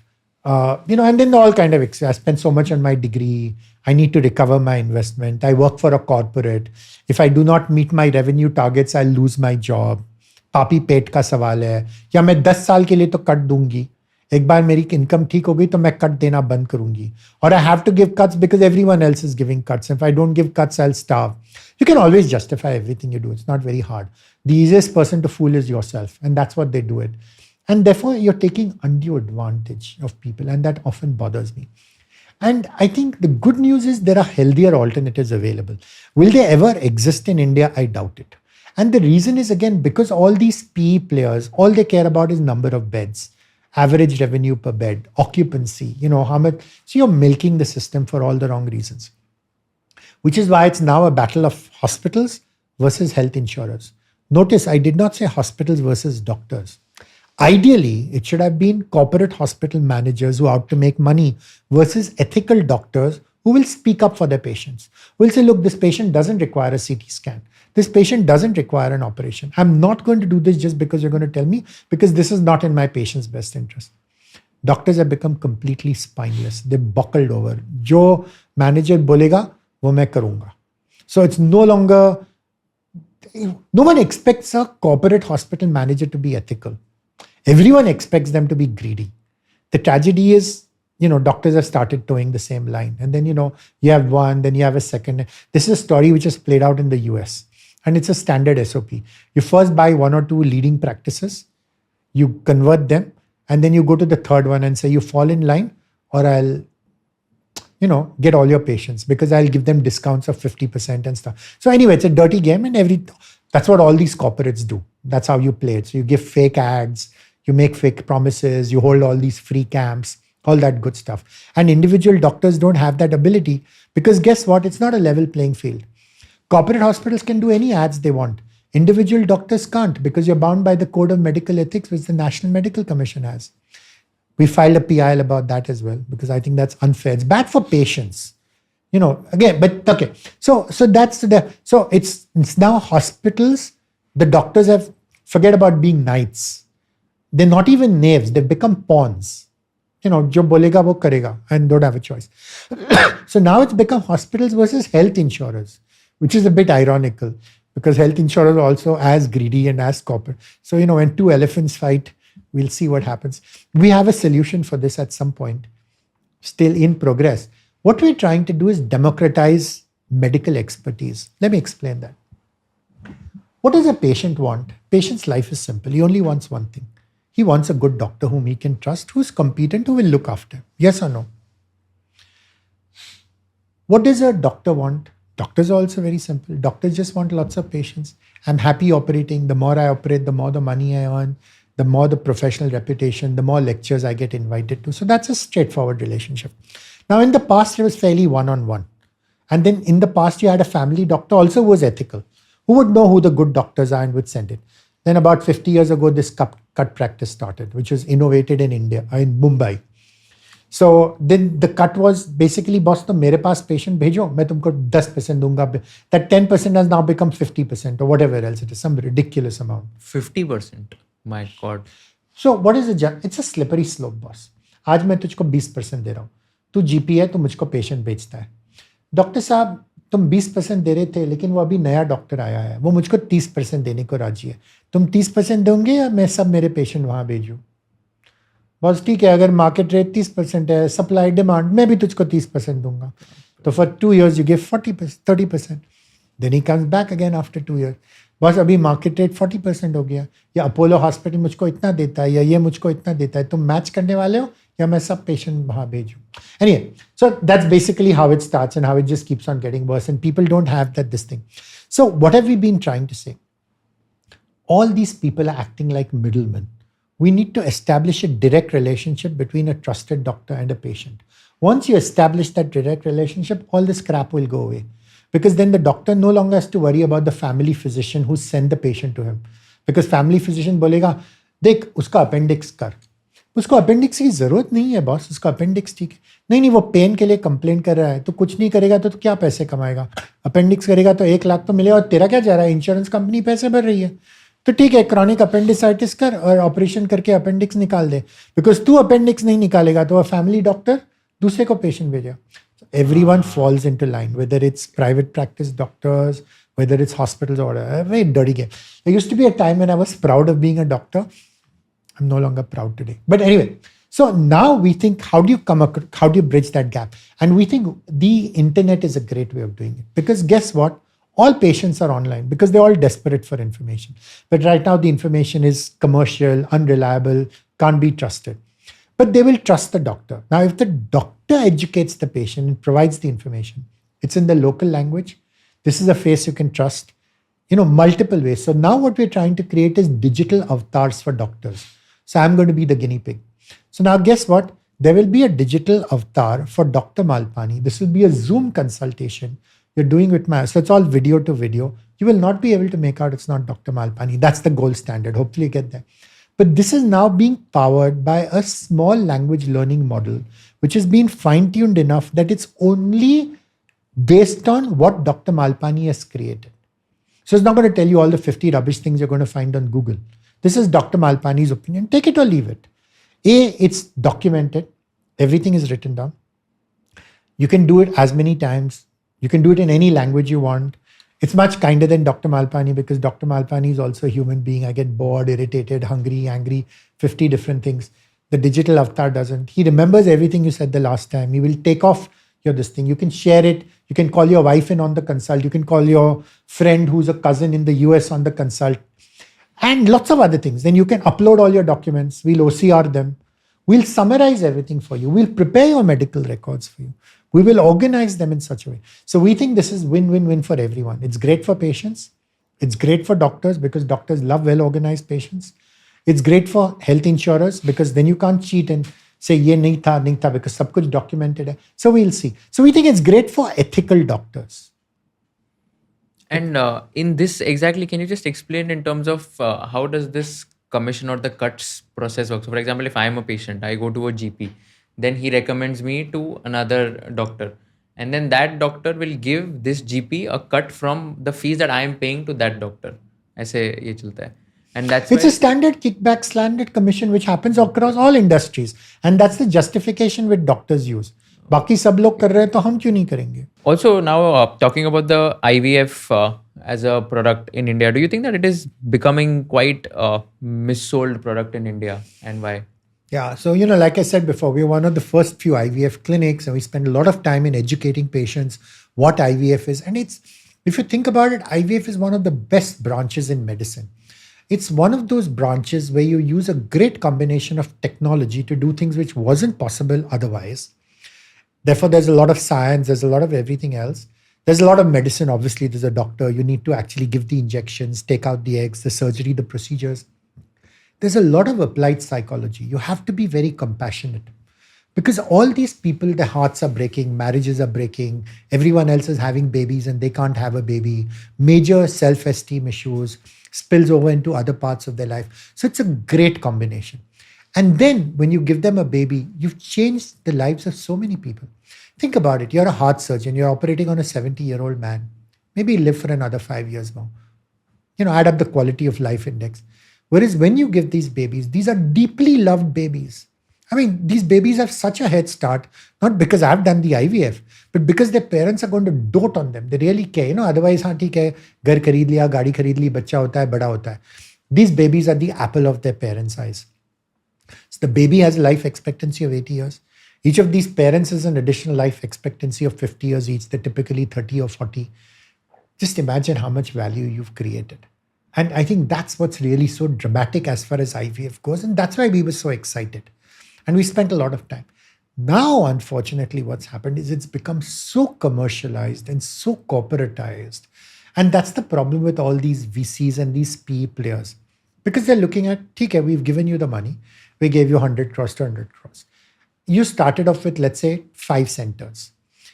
What is the total addressable market? I hate that word. I mean, you use education as a business and a market. You use IVF as a market. I think that's just terrible. These are human beings whose hearts are breaking. You don't care about that. You just care about what's the wallet size. तुम उससे कितना पैसा निकाल सकते हो. The moment you start using words like that, it's all gone for a toss anyway. So that is it. There are so many millions of couples in India, of which 10% are infertile. Therefore, your total addressable market, you only tapped 1%. Therefore, there's potential 99% growth. We're going to go after this market, all that good stuff. We're going to use technology. We're going to go into underserved areas. We're going to do this, that. Sounds very good. You say, it's very easy to sell the story because guess what? You're a VC. You have a lot of money to pay for press releases, media conferences. So your figurehead of your private company, which you funded, will get invited to give all the keynote lectures, will get invited to act on the national ART board, because guess what? He's influential and he has money. I'll come back to that afterwards. Big scam. A lot of these things will then just continue doing. So then once they start, then now you've got 5, then how do we double the throughput for each of these things? How do we double the number of clinics? Then it's like a cookie cutter approach, rubber stamp hai. No one really cares. अच्छा अपने को 5 embryology चाहिए, train कर लो, 5 निकाल दो, ये कर लो, वो कर लो, equipment खरीद लो. All a scam. And I'll tell you why. One simple thing. The only thing an IVF clinic can do is make embryos. Just some brief background. What do we do in IVF? It's no black magic. It's what is not happening in the bedroom, we do in the laboratory for 5 days. We take the eggs, we take the sperm, we make an embryo, and after we made the embryo, we put it back in the woman's uterus. So that hopefully it'll implant and she'll get pregnant. Lots of ifs and buts and complexities. I'm just simplifying it. But the problem is that whether you made a good embryo or not is something which can only be judged if you actually give a photograph of the embryo. This should be a no-brainer. तुम refrigerator खरीदते हो तो तुम warranty card लेते हो, तुम गाड़ी खरीदते हो तो तुम ये लेते हो. All this should be documented. And this is such a simple thing to document. It's a global best practice, and every microscope in every IVF lab in the world comes with a camera. So there's no reason not to take photographs of embryos. None of these clinics take photographs of embryos. Now you tell me why. Now the very fact that you're not taking photographs means दाल में कुछ तो काला है. तुम कुछ तो छिपा छिपी कर रहे हो. You're not sharing medical records. Medical records are the patient's property. You're not sharing with them. You're lying to them, which means when the cycle fails, you're blaming the patient for the failure. And you can get away with any rubbish.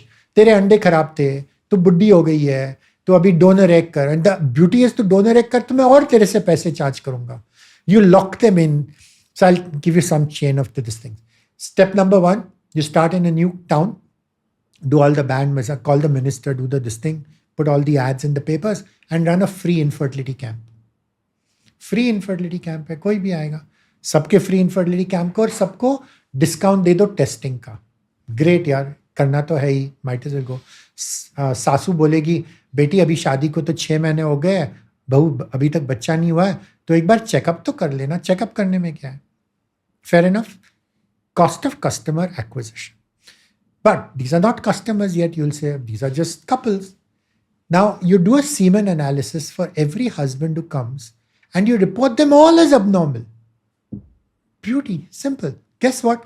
A semen analysis is a very simple test to do, and therefore it's very simple to do badly. And you report all these tests as having abnormal sperm morphology or teratospermia. I have yet to see a semen analysis report from any of these IVF corporate chains which is not reported as teratospermia. And let me tell you, some of these guys have babies in their bedroom. So I always tell, so patients come to me with this report. I say it's all rubbish, not teratospermia. Because ideally to report as teratospermia, you should give a stain slide of the sperm morphology. तो कोई भी देख के बोल सकता है कि सचमुच है कि नहीं.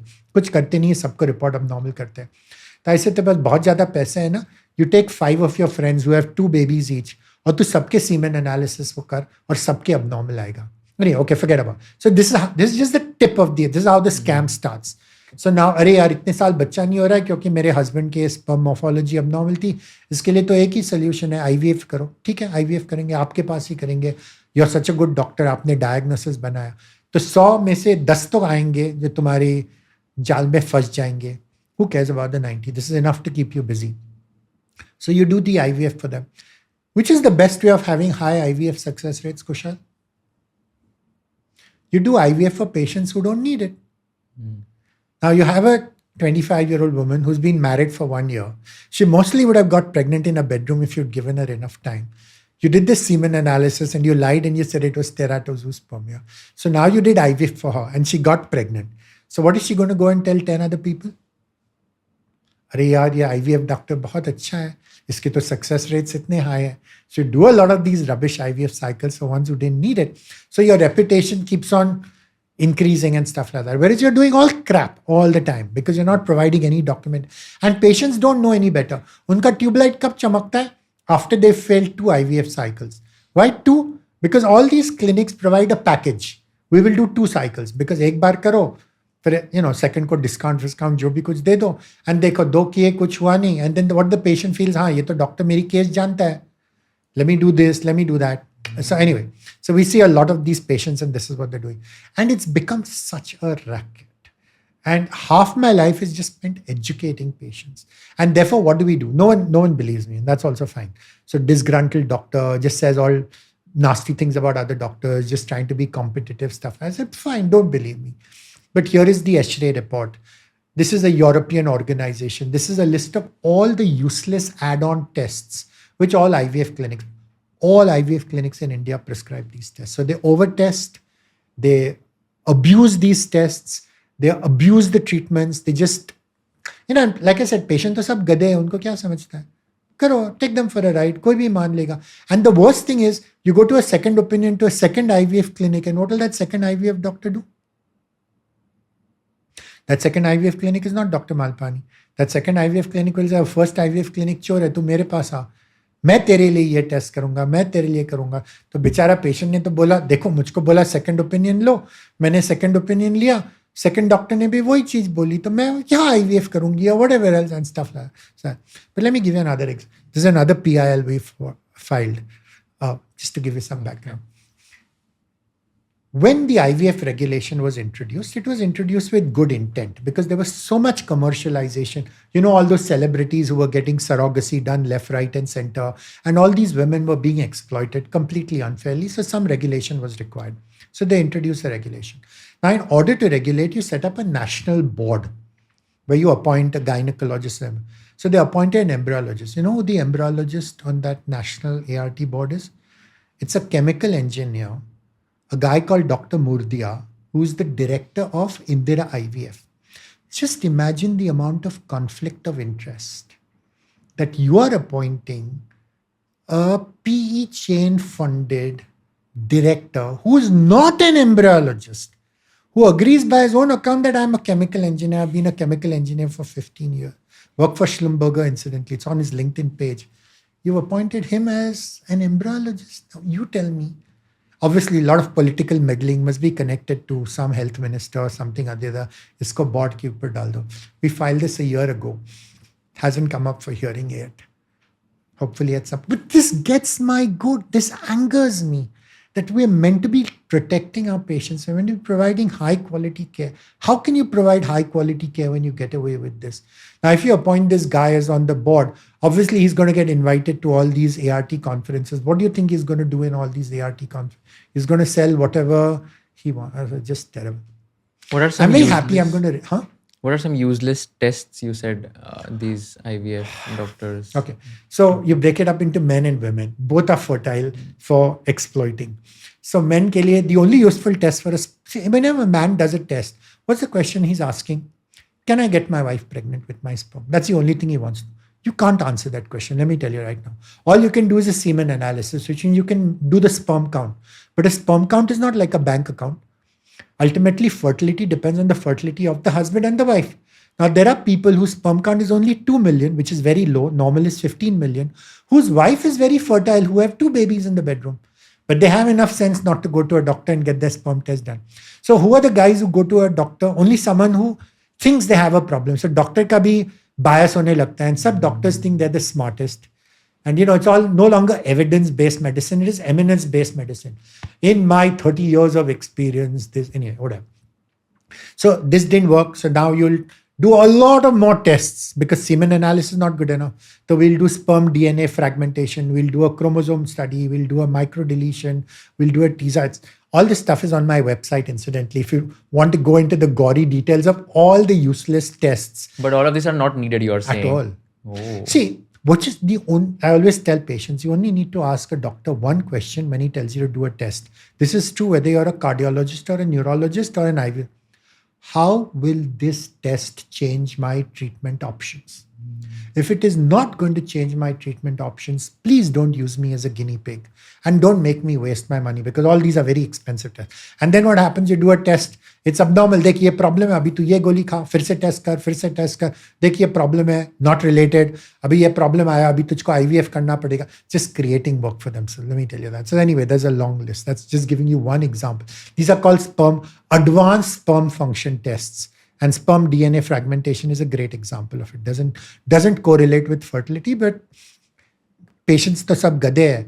Gynecologists bhi sab gade hai. Unko to kuch samajhta nahi hai. Laboratory mein report aaya. हाँ, itna DNA fragmentation normal hai. Itna abnormal hai. Tera abnormal hai. Tu ye goli kha. Ye surgery. Anyway. So that's one set. For women, it's much more. Because obviously, women are far more complicated. So the tests start from even before you actually start your IVF cycle to during the IVF cycle. But it's worst after the IVF cycle fails because that's when they're most vulnerable. Oh, your IVF cycle failed. Now we need to test your chromosomes. Your IVF cycle failed. We need to test your endometrium or your uterine lining for what is called an endometrial receptivity assay. Your IVF cycle failed means your embryo didn't implant. So we need to do an embryo biopsy called a pre-implantation genetic test of your embryo to find out whether your embryo is genetically abnormal or not. Long list. I think it has 33 things. It's on that ESHRE paper. It's called a list of add-on tests and which are useless. There are lots more, but I don't want to get into the technical details. But can you help us understand what would be the approximate cost of all these tests one by one? Because I want to understand how much money people are spending. It's unlimited. But because the more the tests you do, the more the money. Yeah, then you can repeat the test. But what would be the range? What is the cost of doing these tests? I don't do any of these tests. Okay. I'm not even the right person. But I think an endometrial receptivity, I'd say, costs 30,000-40,000 rupees. Okay. Again, like I said, useless. An embryo biopsy costs 30,000-40,000. And these are all add-ons. So your basic IVF cycle, let's say, is 2 lakhs, whatever. Your injections cost 1 lakh. This is just your baseline. And you just keep on adding. And then people will say, in for a penny, in for a pound. Itna sara paisa kharch kar rahe. Doctor bol raha hai, next cycle se chance badhana hai, to ye karo. To theek hai, ye bhi karenge. And then, because you paid for 2 cycles and the first cycle failed, you're stuck. It's a sunk cost. You already paid for the second cycle. Then the doctor will say, first time के injections थोड़े इतने अच्छे नहीं थे, वो package के थे, हम और अच्छे quality के injection देंगे, लेकिन उसके लिए और 50,000 खर्च करना पड़ेगा. It breaks my heart. So, when I tell patients, मेरा blood pressure बढ़ता है, please don't tell me all this. So what is the cost of doing one cycle का जो IVF है? Roughly about 2 to 3 lakhs. Again, it varies. Okay. So it's extremely expensive. And the worst thing is it's an open-ended expense. Because you don't know whether it's going to work or not. So I always tell patients, when you come to me, please remember I'm a doctor. I'm not God. I'm not a fortune teller and I'm not a mind reader. I'm not God in the sense I can't tell you what the outcome of the cycle is going to be or whether you're going to get pregnant or not. And that's why I'm not a fortune teller. I'll do my best. That's all. I can't tell you whether it'll work. And I'm not a mind reader because these are not decisions you should be allowing me to make for you. You've not broken your leg. This is not an emergency. This is your life. It's your baby. You have options. You can choose not to have a baby. You can choose to adopt a baby. You can choose to do 50 other things. Take your time. What a lot of IVF clinics do is they put a gun to the patient's head. You're already 33. तू तो अभी बुढ़ी हो गई है. तू और 2 महीने रुकेगी तो तेरी और fertility decline हो जाएगी. तू आज से ही IVF cycle शुरू कर. So you don't even allow the patient to leave the room. Then you sign. Anyway, okay. So you create a lot of artificial urgency, pressure, stress. Oh, your level is wrong. If you do 50 tests, एक तो level abnormal आने ही वाला है. The more the tests you do. Anyway, so that's how they convert all these people into this thing. So it's it's a big problem. So what are we addressing that? Fine. We say I'm an expensive clinic and I'm a private clinic, which is why we funded what we call the Ma IVF unit in KEM hospital. We're saying ideally IVF units belong to government hospitals because that's where the next generation of doctors is. Today, you're turning out MD gynecologists who haven't done a single IVF cycle in their life. All these gynecologists who are practicing have no practical experience. You can imagine, they read all the theory textbooks, so they understand the theory, but they don't know how to handle these patients. So the patient care will improve because these the teaching will improve. Patient care will improve because these are young doctors, they're idealistic doctors. They want their patients to get pregnant. Plus, we think research will improve. Because Indian patients are very different from foreign patients. Foreign patients get married at 38. By the time they go for IVF, they're 39. Our patients are getting married at 25. The tubes are blocked because of tuberculosis. They require a slightly different set of treatments. Many, many things which need to be tweaked for Indian conditions. So I'm very clear, I can't do it. So he said, fine, KEM is my alma mater. Like I said, God is kind, I have enough money. We'll fund the unit. I will not go there. You have enough bright doctors, we'll train them if that's what they want. They'll figure stuff out for themselves. Let them train. So we're trying to create a center of excellence in KEM hospital. We said that's the right place. Because if you create a center of excellence in one teaching hospital, you can replicate it across other teaching hospitals. And then all these poor patients who have no way, just imagine, you can have a baby with IVF, but you can't do anything else because your tubes are blocked. But you can't afford IVF. Just imagine the heartache that must be causing. And I can't do anything to change that because guess what? I'm a doctor in private practice. But if I fund this and the construction's already started, hopefully in the next 2 or 3 months we'll go live, then we think there's a viable alternative. And like I said, there's no shortage of money in India. So that if you can set up one IVF unit which works well, this will be a center of excellence because large volume, lots of doctors, lots of patients, hopefully that will become replicable. We'll see. And what is the usual success rate in this IVF treatment? So 2 variables. One is the age of the wife and the second is the quality of the doctor. Those are the 2 most important things. The older the wife becomes, the lesser the chance of getting pregnant. Okay. So again, everyone just quotes the good prognosis patients. So if you give me someone who's less than 35, who's a good ovarian responder, who produces lots of eggs, then the chance of getting pregnant in one cycle is about 40%. Okay. And over 3 cycles, what's called a cumulative conception rate is about 80%, which means you have an 80% chance. Now, if you give me a 42-year-old woman who's producing, then all bets are off. Then everything just takes a big slash. So therefore, we do a lot of counseling, but we also tell patients that's actually a very poor quality. Because the first question every patient comes is खर्चा कितना होगा और success rate कितना होगा. खर्चा कितना होगा वो तो मैं बता सकता हूँ. सक्सेस रेट कितना होगा मैं नहीं बता सकता. I can tell you what happens in my clinic. But you know what? You don't care what happens to the other 99 patients in my clinic. You only care what's going to happen to you. Yeah. And I can't tell you that. So I also tell them every IVF cycle is not just a treatment cycle. It's also diagnostic and it's also prognostic. Diagnostic in the sense what went right, what went wrong, did you grow the eggs well, was this the right treatment protocol, what didn't? And prognostic in the sense I can then tell you what your chances in the next cycle are because now I have data which is personalized to you. Then I can extrapolate much more intelligently from that as compared to extrapolating from a bunch of the best analogy I can give you since you're a CA is if you ask me, there's very little point by telling you what the Nifty is doing. I haven't invested in the Nifty. I've invested in Titan. I only want to know how Titan is doing. Yeah.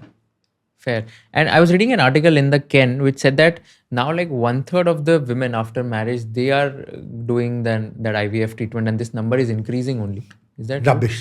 This must have been a story planted by some PE IVF clinic. Okay. They all rubbish. But fertility has not increased. Let me tell you that. Let me explain some things. Infertility has always been a problem through the centuries. Whether you read the Mahabharata, whether you read the Bible, it's always been about 10 to 15%, which means about out of every 10 couples, one is going to have a problem getting pregnant. Even if, for example, you may not know anyone but if you ask your mom, she will know at least one person. Maybe your aunt was infertile. Maybe your but the trouble is you don't know because that side of the family dies out. But so it's always been common, ever. Now, the good news is we have treatment options. That's good. Part of the problem is a lot of what we are seeing is social infertility. What does that mean? It's not like there's been an epidemic of blocked tubes or egg problems or anything else. So a lot of these women are getting married late. Now, this is typically US problems or urban metropolis India problems, not necessarily typical across the board. But when a woman gets married late, a lot of these problems. Now, someone who got married at the age of 38, if she'd got married, if she'd been born 50 years ago, she'd mostly have got married at the age of 25, had a baby at 26, 28, and then not had a baby. Do you understand? So we're seeing an apparent increase, but I don't approve. Now the trouble is, ये Ken वाले story करेंगे, किसको interview लेंगे? Dr. Malpani. Dr. Malpani को क्या leading question पूछेंगे? Dr. Malpani, have you noticed that the prevalence of infertility has increased? Obviously, Dr. Malpani is going to say yes. Loaded question. And Dr. Malpani's experience is irrelevant because, hey, guess what? I'm an IVF specialist. I am going to see more and more infertile couples. That's the nature of the beast. You're asking the wrong question to the wrong person. But anyway. But this is the story they sell to all these investors.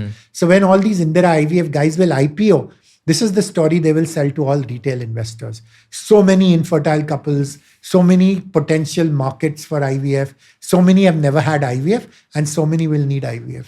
But now, so tell me one thing, if there is a couple, now they are going for the IVF treatment and they really don't know that if the doctor is going to fool them or not. So how can these people know or get aware कि मैं सही जगह पे जा रहा हूँ, नहीं जा रहा हूँ? What are some things that they should check so that उनको पता चले कि first cycle के बाद second करना है, नहीं करना है, third करना है? Excellent question. The rule is simple, and this is true for any professional, whether it's your chartered accountant, your lawyer, or your doctor. Don't leave your brains at home. You should trust, but you should verify independently whether what he's saying is right or wrong. Now, in the past, I would say maybe 30 years ago, I would say your only option was to get a second opinion. I would say maybe 10 years ago, I would say at least do a Google search. Not great today, but for various reasons, but at least that'll give you some more triangulation. Or at least I would say go to a reliable website. Like if you get a website from Mayo Clinic, and you read the Mayo Clinic IVF website, that is not going to lie to you. I'm just giving you examples of what. Today, I would say go to ChatGPT, go to Perplexity AI. And the good thing is you can keep on asking these questions again and again. You can scan your reports. Am I getting the right advice? Is this making sense? So in fact, my first thing is your second opinion should always be ChatGPT. And this is not just IVF. This is true for anything, whether it's a law problem or a financial problem or whatever else. And then if you find, ye jo doctor bol raha hai, this is what global best practices are, you sort it. Then stop using this thing. Then you should go ahead and do it. It's much better for good doctors. Good doctors actually encourage patients to find out information for themselves. I said it makes my life so much easier. Then I don't have to sit and explain अंडा क्या है, sperm क्या है, embryo क्या है, blastocyst क्या है, मैं क्या करूँ. तुम सब पढ़ के आ गए हो, तुमको सब कुछ मालूम है. तुम्हारी जो specific questions है वो करो. So let me break it up. Bad doctors hate patients who ask questions. They'll actually insult these patients. Who's the doctor here? अच्छा तुझको इतना मालूम है ना तो तू डॉक्टर गूगल से ही ट्रीटमेंट ले तो मेरे पास terrible. So if anyone says that, please walk out. That's a sign of it. If anyone gives you 100% IVF success rate with then go. Then forget about everything, which no one can do. But so I said that's one. Those are the bad doctors. Good doctors will answer questions, usually 2, 3. Then they start getting irritated. There's so much, so many. And even patients are reluctant to ask questions, quite frankly. We think the better doctors will actually create educational materials for patients and put it online. When a patient goes to my website, my marginal cost is 0. I've already produced it. If 100 log dekhenge, 1000 log dekhenge, mujhe kya farak padta. Our best model now is the digital avatar. Because even with the video, I have constraints. My English is good. My Marathi is terrible. The moment I do the digital avatar, all language constraints will then go away. And the trouble with a video, it's still a one-way thing. No? It's still, with the avatar, it's interactive, it's dynamic. You can ask. I'm very excited. We think entire healthcare will start getting democratized. See, now what happens is there are certain doctors who charge a premium and a brand name. So wait list is 3 months. तुमको अगर इससे appointment चाहिए तो तुम minister को phone करो. अरे यार बॉस मुझे कुछ. It's ridiculous. And the worst thing is I actually don't think those doctors are very good. Partly because they built up a reputation, but they don't have time for you. When there are 40 patients waiting, how much time are they going to be able to devote to you? Whereas now, if I can clone that doctor and create a digital avatar of him, you don't have to travel to Mumbai to get his opinion. He'll give you that same opinion. You'll be sitting at home. Plus documented. I can lie in my clinic. I can say any rubbish I like. You can't lie online. But we'll see. So if let's say all these patients, the potential IVF patients, they want to understand or know more about these kind of treatments and they want to educate themselves, what are like some 2-3 free resources for them that they should go to these websites or these YouTube channels where they'll get awareness about IVF? Can I plug myself? Of course. We have drmalpani.com. Yeah. It's one of India's oldest medical websites. In fact, we've been telling doctors for the last 20 years, like I told you about the personal branding. I said the reason medical practice has become so corrupt is because of this middleman. The middleman is either the family doctor or the corporate hospital or the tout or whatever else it is. It doesn't matter. You have to cut out the middleman. And the only way to cut out the middleman is to go to where the patients are, and they're all online. So create your own website. So that's one thing which we've always said. So we've had Dr. Malpani now for 20 years. And it's evolved over the time, obviously. And we think that's great.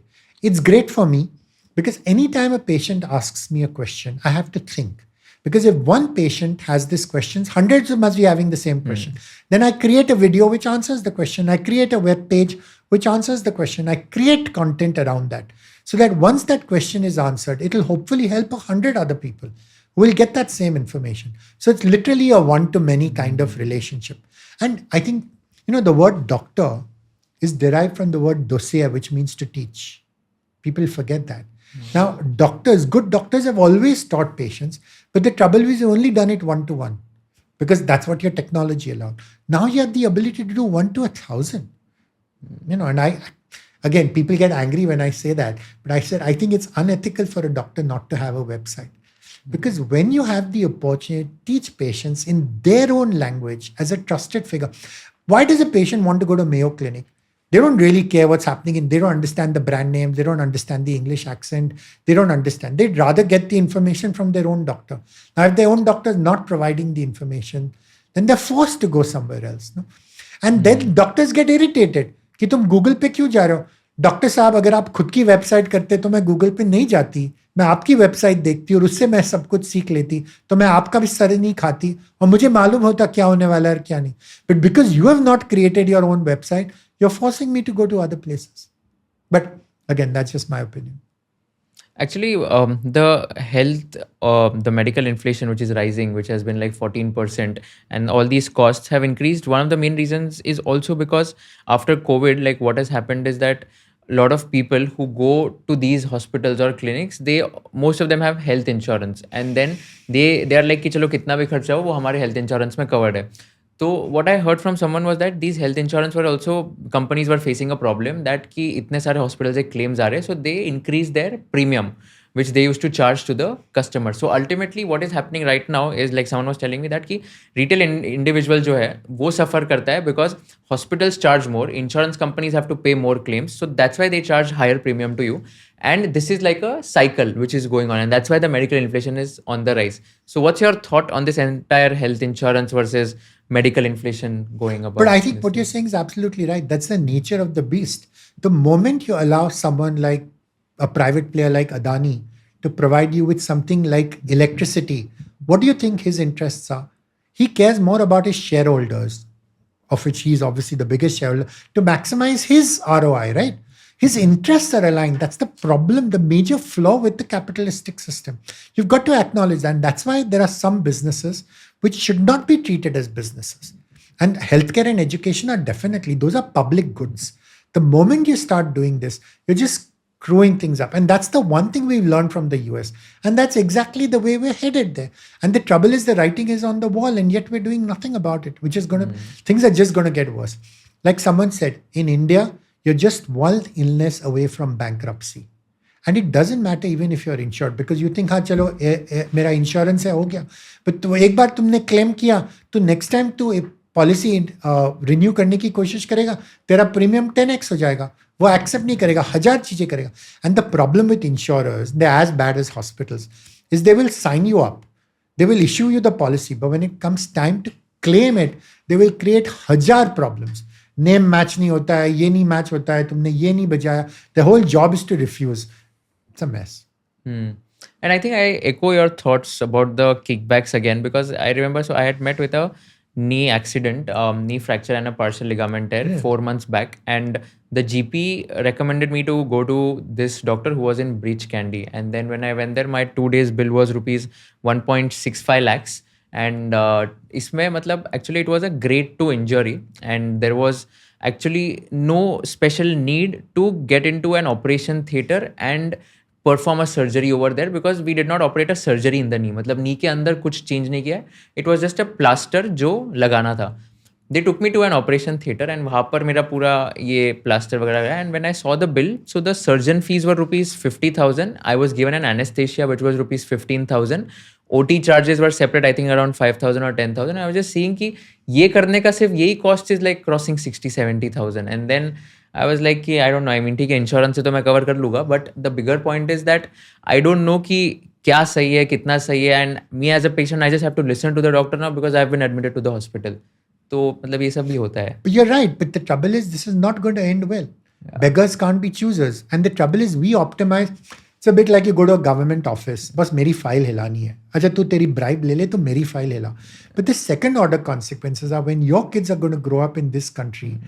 You paid a 5% bribe. Tomorrow it's going to become a 50%. People don't think, all of us, and again, it's, all of us are, optimized for the short term. And I think that's what bothers me about hospitals, because patients are vulnerable. They come to you in their time of need. Then instead of behaving like a professional who has their best interests at heart, you've actually scalped them.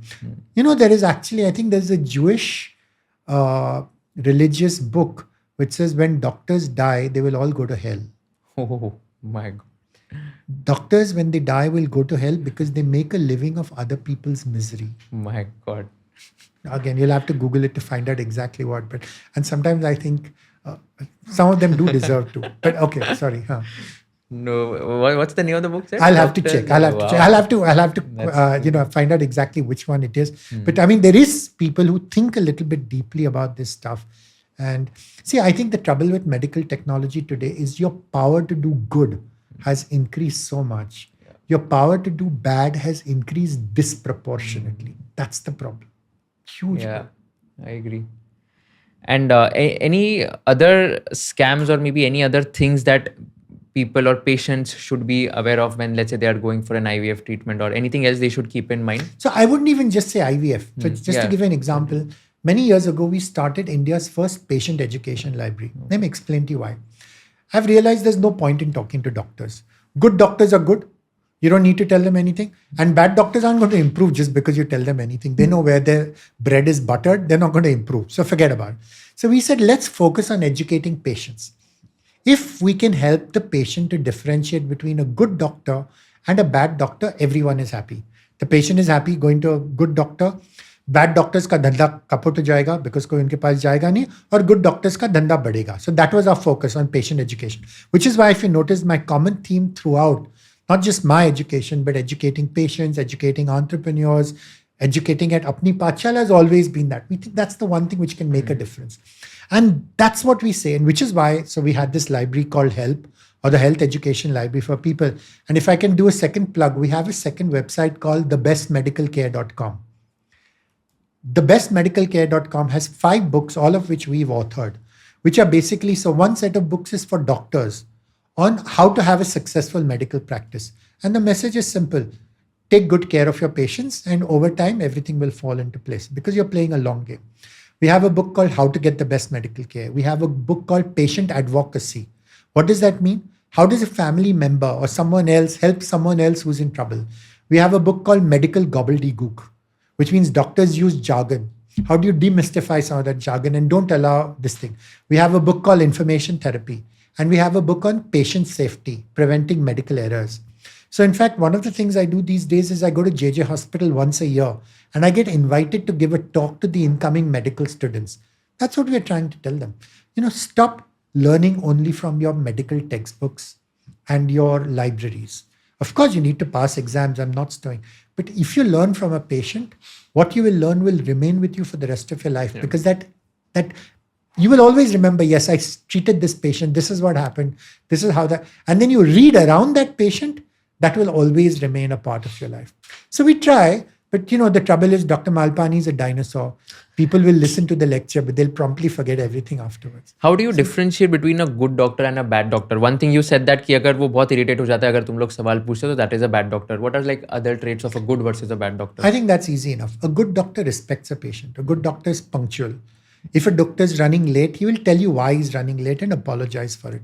A good doctor is transparent about his fees. He will not give you sticker shock. Halfway through the surgery, अरे surgery complicated है और 50,000 दो नहीं तो मैं surgery stop करने वाला. And all this is well known. You know what the irony is? It is these brand name doctors who do all this rubbish and who continue getting away with it. And patients are actually paying these doctors cash under the table because the doctor is demanding it. And I said, you tell me, if a doctor is demanding cash under the table, obviously he's cheating the government. He's an unethical doctor. Why do you think he won't cheat you? But patients just don't have that. नहीं सबसे अच्छा doctor है, मेरे family doctor ने बोला बहुत अच्छा है, वो जो तो उसको कैश दे रहा है आधा वो फैमिली डॉक्टर ले रहा है. But just so many things. So I think the most important thing is transparency. And I think if that so we'll tell you in advance, this is what I expect to do. This is the things I'm uncertain about. This is what this thing. I would strongly encourage you get a second opinion. I would strongly encourage you go to this website. It may not be the doctor's website, but go to mayoclinic.com/falana. The best doctors will actually give medical journal articles to patients. Hey, this is a complex case. It's not straightforward. This is what we're trying to do for you. So good doctors aren't ashamed about sharing their ignorance. They're humble enough to know there's lots of things we don't understand. Yeah. And I always tell patients, boss, I'm a good doctor. I'm as well read as anyone else. But the reality is that the island of medical knowledge is small. The ocean of medical ignorance is vast. And that keeps on changing. So you just have to accept that. If you're comfortable, I'm a good doctor for you.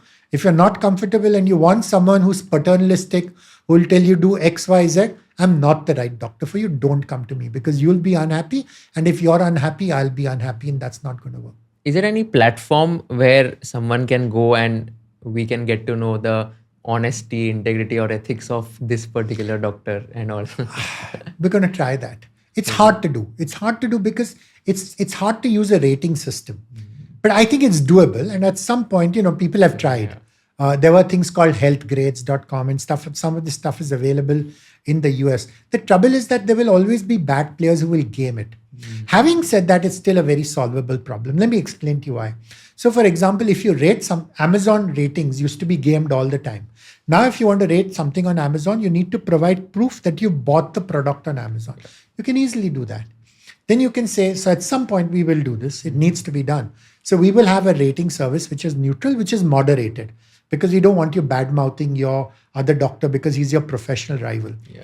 You will only be allowed to post a comment if you can prove that this doctor has treated you. And if you can prove this doctor has treated you, please post your comment. We'll moderate it because sometimes things go bad, not because the doctor was bad. Shit happens. Yeah. Then we will ask the doctor to respond. In all fairness, it's a fair this thing. You shouldn't just allow a patient to bitch and get away with it because his outcome was bad. And I think if we can balance it, we'll see. I don't know. Fair. And what has been the most interesting or most memorable case for you in your career in the IVF treatment? Like you really enjoyed or maybe you were very happy after the treatment was over, something of that sort, which you remember? So I think every baby is a source of joy. So I'm not going to say one. It's like asking a mother, which of your kids is your favorite. So again, but to your point, so the ones I find very interesting, the ones who are technically challenging. People who failed 3 cycles in some other clinic because the diagnosis was missed. So the rare conditions, there's one called globozoospermia, where the man is infertile and cannot fertilize his wife's eggs with IVF because he's missing something called an acrosome. Now, that's a well-known diagnosis, but the trouble is that the eye only sees what the mind knows. If you don't think of it, you're not going to figure it out. So stuff like that's what gives me joy. But in a way, I think that's unfair. So incidentally, a far better IVF doctor than me in my clinic is my wife. That's Dr. Anjali. She's much better, much kinder, the only reason patients come to me is when she's not there. So they settle from anyway. But having said that, so she's written a book. It's called Tries, Cries, Sighs and Lullabies. And the reason it's called that is that when you don't have a baby, basically that is what you're doing, right? It's cries and sighs. Then you make your attempts. Those are the tries. And then finally, when it works and you have a baby, it's a lullaby. So she's basically collected the most memorable stories of our journey, the emotional stories, patients who failed cycles, patients who finally didn't do IVF and adopted a baby. So I think there's so many complex interdynamics at play. I always tell people, the thing about infertility is it's not just a medical problem. It's psychological, emotional, and social. Psychological, because you're going through such major self-esteem issues. I can't even have a baby. Yeah. Emotional, because it affects your partner. You can't keep on complaining to your husband. Men are from Mars, women are from Venus. Every time you get your period and you cry, what is your poor husband going to do?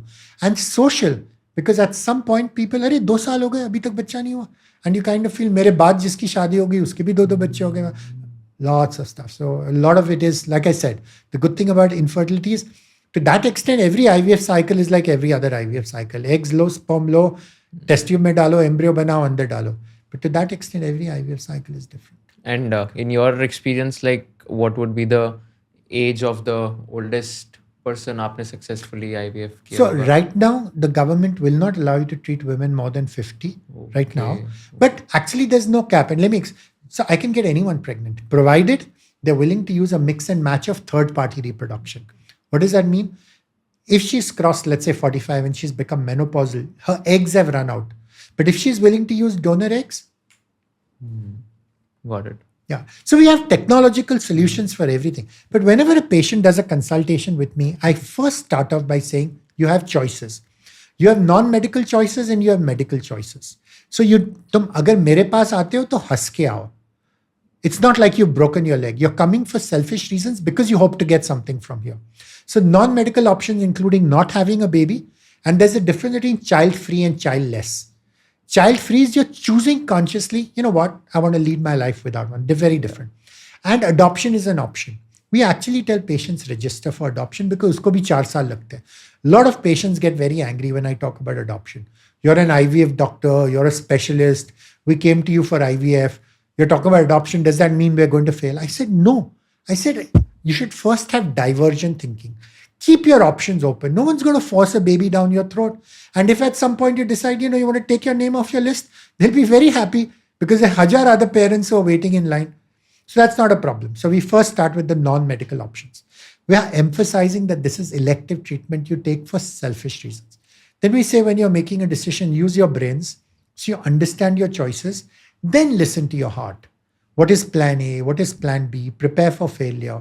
Because then the journey is an emotional journey. It becomes a little bit easier when you're prepared for some of the ups and downs. And then worry about the logistics. How much does it cost? This, that, and the other. Because if you spend time on the first 2 things, the third thing is very simple. Got it. And what are like the solutions? Let's say now someone is not having a kid. One solution is adoption, as you said. The other is just like accepting the fact that you can't have kids. Is there any other solution to this? So medical technology is excellent for a lot of this stuff. Okay. So then you actually go into doing diagnosis, what the problem is. So sometimes the problem is so simple is that her periods are irregular because she's not producing eggs. What's called PCO. So you give her tablets and she can get. So I always tell people, if you can get pregnant in your bedroom, don't waste your money coming to me. It's much more fun in your bedroom, but give me a box of chocolates when you get pregnant. That's the only kind. But the point is that it's a stepped care approach. तो गाड़ी first gear में नहीं चली तो क्यों नहीं चल रही? तुम उसको फर्स्ट गियर में चला सकते हो कि नहीं. अगर उसमें नहीं चली तो second gear is called IUI.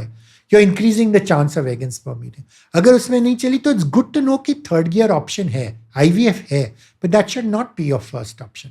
It's a final common pathway for lots of problems, But you should reserve it for when you've exhausted simpler alternatives. Lots of patients aren't happy hearing that. And then again, at some point I say, तुमको घाई है तो IVF करो. मैं थोड़ी मना कर रहा हूँ. पैसे तो तुम मुझको देने वाले हो. Why should I stop you from doing it? It's just my philosophy is that if simple things work, then don't medicalize an issue. And quite frankly, I'm in that position where I don't do IVF for the financial income anymore. I do it because, hey, I'm good at it and I enjoy it. So I can afford to tell that. A lot of doctors, perhaps when you're starting practice, don't have that ability to be able to say that. Yeah. You are one of those rare people I've interviewed on my podcast who is like let's say like there is some sort of conflict of interest for you to say नहीं करना ही चाहिए IVF करना ही चाहिए, but you yourself being an IVF specialist, you are saying कि अगर नहीं जरूरत है तो नहीं करना चाहिए, which is like so honest and. But there are so many people who actually need it. Why should you do it for the ones who don't need it? First, मरने के बाद ऊपर जाना चाहता हूँ. I don't want to kind of did something which is wrong. So I do care about the quality of money. Yeah. Honestly, I don't think just earning money. I think beyond the point, how much money you're going to earn, what are you going to do with it? Yeah. I think if you earn it well, it's. Yeah. Very inspiring conversation actually. No, thank you. That's so kind of you. Yeah. I had a lot of fun. But just last question, which I want to touch upon. I watched one of your previous podcasts and I observed that you have a very big library in that video interview which you did on Zoom. So, and I've also heard that you've read more than 10,000 books in your life. Is that true? So I'll tell you two things. I think books are such an underrated resource. I mean, someone has spent their life distilling their wisdom in one book, which you can buy for 200, 300, takes you 2 to 3 hours, and you don't read it. Then what is the difference between an illiterate person and you? And actually, I blame the schooling system for this. I blame the fact that you force kids to cram textbooks. So you're squeezing all the joy of reading away. So I think reading is the best way, and that's my preferred style, and I just enjoy it. And the great thing is you can share what you learn with other people. So yes, I have lots of books. I have an anti-library. My anti-library is more exciting than my library. Meaning? My library is the books I've read. I already have that knowledge. I know where I can find it. My anti-library is all the books which are waiting to be read. Oh, wow. Because, I mean, this, like I said, I may know some stuff, but the amount I don't know is huge. That's where the fun is. How much fun is it to keep on doing the same thing again and again? It's fun to learn something new, fun to figure out. So I may think about a problem, but someone has spent their life thinking about the problem. Then they come up with insights. It's mind-blowing. Oh, wow, that's the way. Why is democracy so broken? Why is, so many other things. And how much but if someone has thought about it, written a book, so that's fun for me. Two things though. I'm not allowed to buy any more books. My wife and I say, because my books are a mess. I use the floor as a shelf. I said, okay, theek hai, climb up karo, jab chahiye to, we'll this thing. So now I do all my reading digitally. And so there's one thing which I have, which again doesn't fit. Lots of people disagree with a lot of what I say. But I think I hate the fact that books are priced. And a lot of people say, but isn't that good? Because after all, it's the author's copyright, properties, put in all that work and effort. I said, stop and think about what you're saying. The author wrote the book because he wanted to have an impact on readers. The author's greatest joy is when lots of people read his book and engage with him and interact and say, your book was good, bad, I don't agree, will you write another book? Or I got this insight from my book. With the current way things are, who makes the most money on the book publishing industry? It's the middleman. It's the publisher and the bookstore. That's a broken system, which is why I'm a big believer in peer-to-peer. So all of Apni Pathshala is peer-to-peer learning. All of Napster was peer-to-peer music sharing. All of Spotify. You need peer-to-peer for books. And there is a great site called Anna's Archive, which of course all these publishers have been trying to shut down for donkey's years. I hope they never succeed. But basically what are they saying? Knowledge is a public good. If you share knowledge, कोई दूसरे का नुकसान नहीं होता है. वो किताब का जो, it's different. For example, if you're sharing a burger, then you only get to eat half a burger, which may not be fair on you. If you share a book, the knowledge actually multiplies. That's the difference between Lakshmi and Saraswati. And the great thing about Anna's Archive and a PC is all the world's books are available to you instantly. So at a lesser cost or free of cost? Zero. Free. Oh, wow. So like I said, people have this ethical constraint. Oh, you're breaking copyright. I said, let's be honest. The only people who make money on copyright are the biggest racket in the world is medical journal publishing. Do you know why? Who does the research? The doctor. Who pays for the research? The hospital or the government or the taxpayer effectively. Then they publish. Who reviews the article before it appears in the medical journal? Some other doctors who do it as a labor of love. And then this journal, when it gets published, for something which has cost him the cost of the paper, which is 100 rupees, he charges 30,000, 40,000, 50,000 rupees for a subscription. People buy 30,000 What choice do you have? subscription. That's your medical journal. That's your source of knowledge. Complete ripoff. So I don't know whether you know this. That's why Modi ji started that National Library of this thing to. But again, I think that just made a bad problem worse. But if I were him, I'd actually encourage Anna's archive. Knowledge is meant to be free. In fact, why did the internet first get originated? Do you remember? The whole point of the internet was that anyone could share information with anyone else. It was meant to be that decentralized network that even in case of an atomic attack, people, in that case, it was academic institutions, would still be able to communicate. Then the DARPA took over. But the fact still remained. In the original days, the whole point was knowledge wants to be free. Now, of course, Google has monetized it and Facebook has and all that other stuff. But there are still these pockets. So I think ultimately that's the stuff we need to be thinking about. Are we using that? And the US is the biggest hypocrite in the world. When it suits their convenience, you want a free market. When it doesn't suit their convenience, you want to put tariffs. Because don't BS us, okay? At least don't pretend to give us lectures and don't tell us to listen to you. Accept the fact that you're doing it only to become the world's richest country, which wants to bully the rest of the world, and we live with that. But humko lecture to mat do. So have you read more than 10,000 books? Yeah. But even that's not important. It's not important. It's okay. So I'll tell you a big problem. I think the way people read books, what do people do because of your high school habits? You start from page 1. You plow your way all the way to page 300. You've forgotten what was on page 10.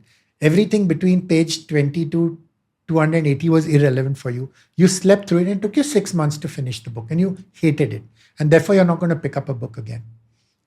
Terrible habit. You've got to learn how to read a book. The right way to read a book is to read a book actively. Because you as a reader contribute as much to the book as the author does. Because the way I read a book and what I take away from it will be very different from your reading the same book and what you take away from it. It's not a blank slate. And I think that's a big problem. And I think unless you change that habit, so you should mark up a book. You should, it's a virgin. It can't be touched. You shouldn't underline. You know how people have this thing about books and stuff. And I think those are terrible habits. And the more you do it, the more it becomes your book. Right now, when it's published, it's the author's book. After you've read it, it should become your book. And it's okay. 80% of the book is rubbish. 20% of it doesn't apply to you, whatever else. Even if you got that one idea from it, which made a difference to your life, it's more than paid off for it. Yeah. So I don't think you should worry about the number of books. That's a vanity metric. Super, super interesting conversation. What is one thing that you think we did not discuss today?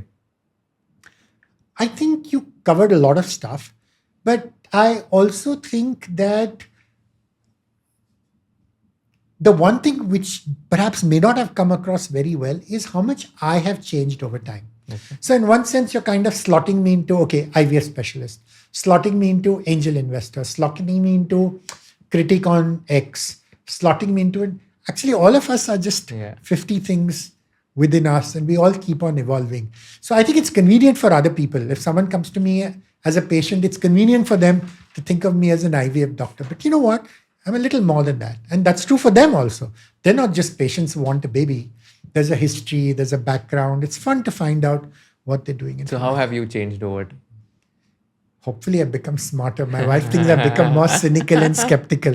I guess it depends on whom you ask. But so there are some things which give me cause for concern. I worry about corruption. I worry about bribery. I worry about the fact that we're doing nothing about it. I worry about the fact that we've given up, that we've taken the fact that...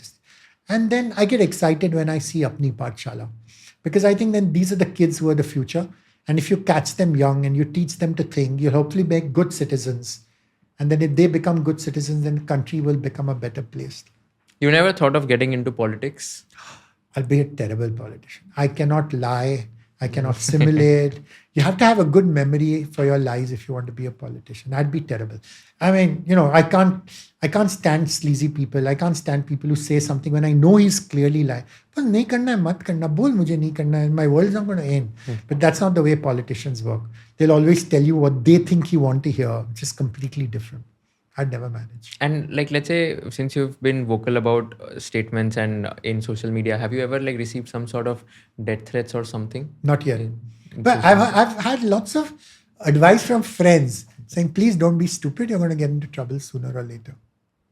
No, because like one of my friends, he's a creator and he spoke something against a particular community, and he received like a lot of death threats Wow. on his social media, and that was primarily on Twitter, where he put about a community, and that was not even very vocal. Like he just posted on Twitter about the tipping controversy in US, where let's say he was forced to tip in US, and he was like, I don't want to tip, but it is mandatory in US, in New York.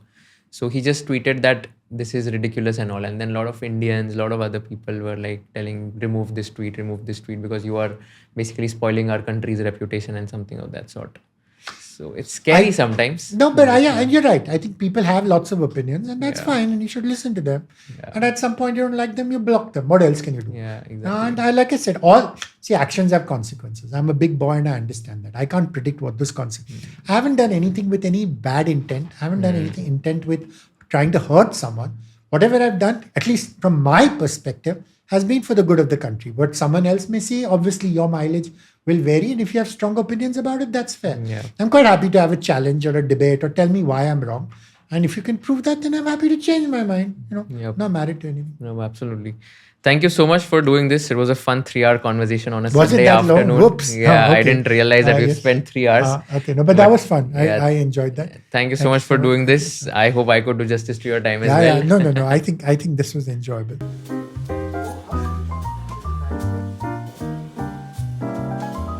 अगर आपको ये video पसंद आया होगा तो I request you to share it with all your friends and subscribe to our channel so that we can give you more value additive content in the shortest amount of time. हमको ये बताइए कि आपको कौन से kind of guest चाहिए. हमको ये बताइए कि कौन से क्वेश्चंस मुझे नहीं पूछने चाहिए थे, कौन से क्वेश्चंस मुझे और पूछने चाहिए थे ताकि आपको और ज्यादा वैल्यू मिल सके, और कौन से ऐसे पार्ट्स हैं जो आपको बिल्कुल पसंद नहीं आए ताकि हम लोग ये पार्ट स्ट्रीम कर सके फ्यूचर एपिसोड्स में. So thank you so much once again for watching this episode and keep sharing all our episodes with your friends and keep giving us feedback so that we can improve and come up with better quality content.